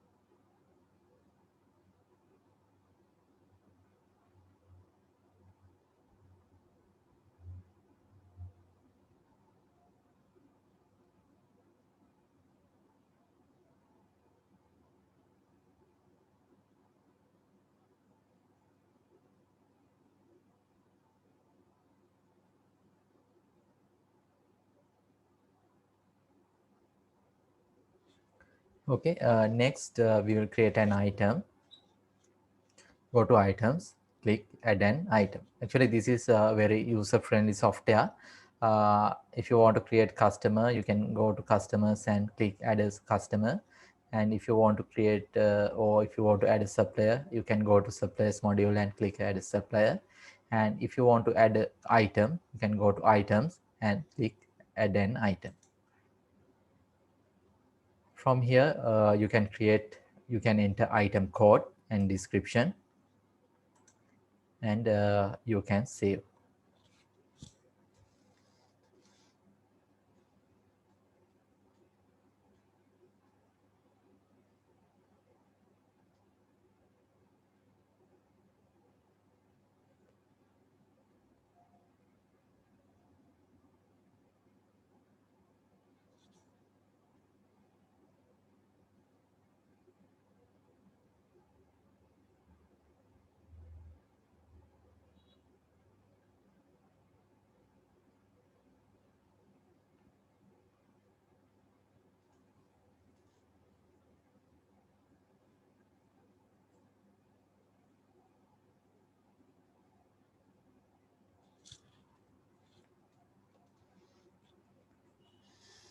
Okay, you can create item, go to items, add an item, enter item code, description, and you can save. Then like that, you can create items.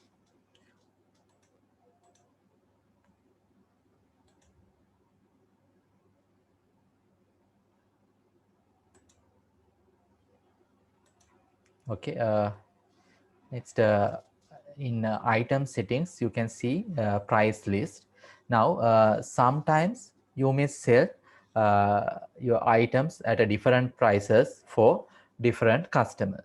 For an example, if you have regular customers, you will sell for a reduced price, and other free, not regular customers, you will sell at a higher price. Or if you are selling wholesale, you will sell reduced price, and if you are for your retail customers, you will sell higher prices. And from Sage Business Cloud Accounting, you can maintain that price list. And if you select, when you are creating your customers, you can link that price list. Then when you are entering that your invoice when you are entering your invoices, the relevant prices will display in the invoice. Okay, now we can create price list here. And when we are creating customers,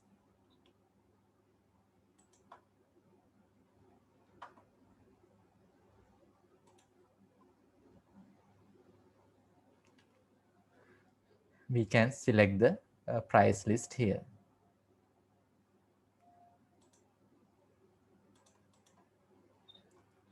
Okay, then when you are entering transaction, that relevant prices will display in the invoice.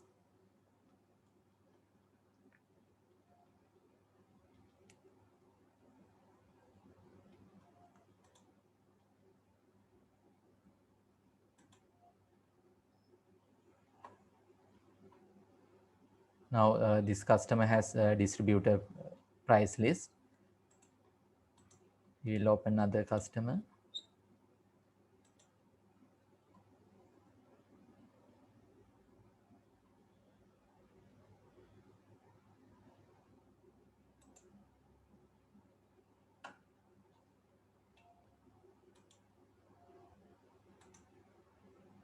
We will change to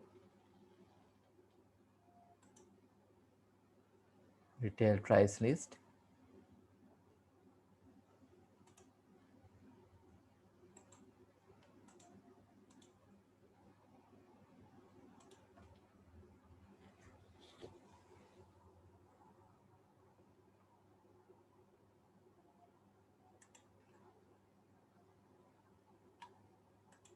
We will enter prices for that retail and distributor prices here.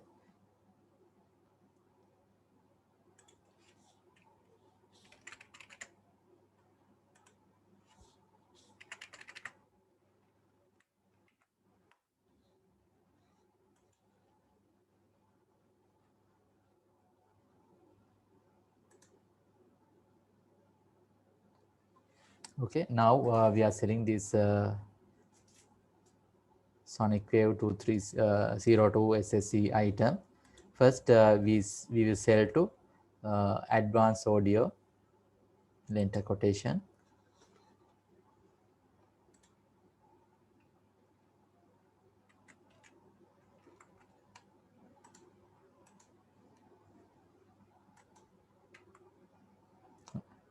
Right, now you can see it's 15,000.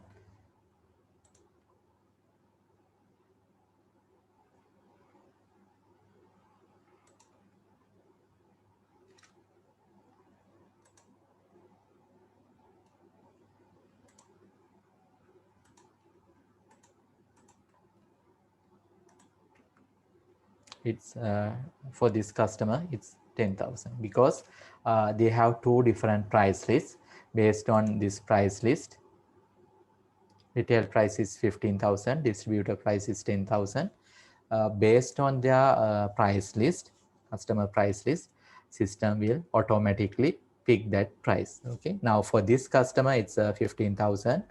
Other customer A0101 customer it's 10,000 because we have set that price list price from here, and based on these prices system will pick that correct prices for correct customer. Okay, now from here there are three steps. First you need to create price list, then you need to uh, link that price list to your customer. Finally you need to enter relevant prices when you are creating item. Okay, first you need to create price list. Second, you need to link that price list to your customer. Finally, you need to enter correct price list prices when you are creating item. Okay, now here you can enter or you can create price list by clicking this plus mark, and if you want to remove any price list you can delete that price list, and also you can rename your price list. I think you sometimes you may have one price list as default price list. If you want to change that price list you can change that price list name. Okay, now you can create three price list: wholesale price list, retail price list, and default price list. Okay, please create three price list: default price list, wholesale price list, and retail price list.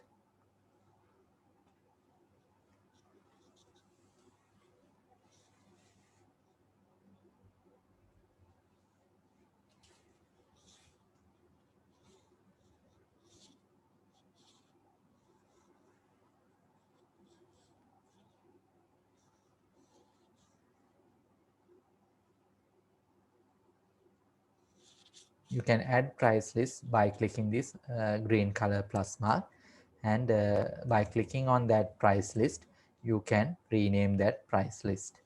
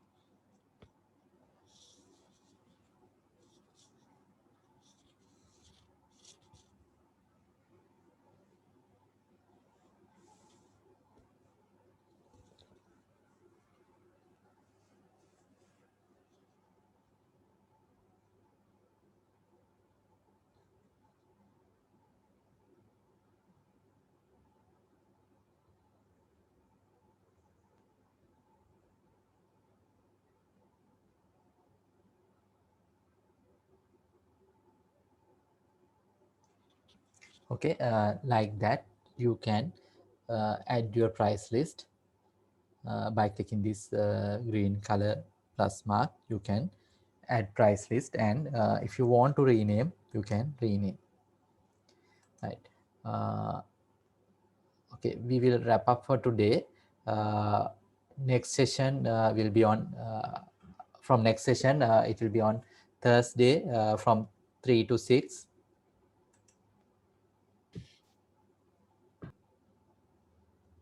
We have sent a different link for next session. We have mentioned in okay, we will send you again that link, and also we will try to upload this video and we will send you the video link. Please go through that video, or if you have any questions please ask. And if you want to register, please send your contact details, first name, last name, email address through your department, and we will create a software for you. Okay, thank you very much. And if you want, please, we appreciate if you could add any comment, the content, explanation and speed of that lectures. We will appreciate if you could enter any comment here. Okay, thank you very much. Stay safe.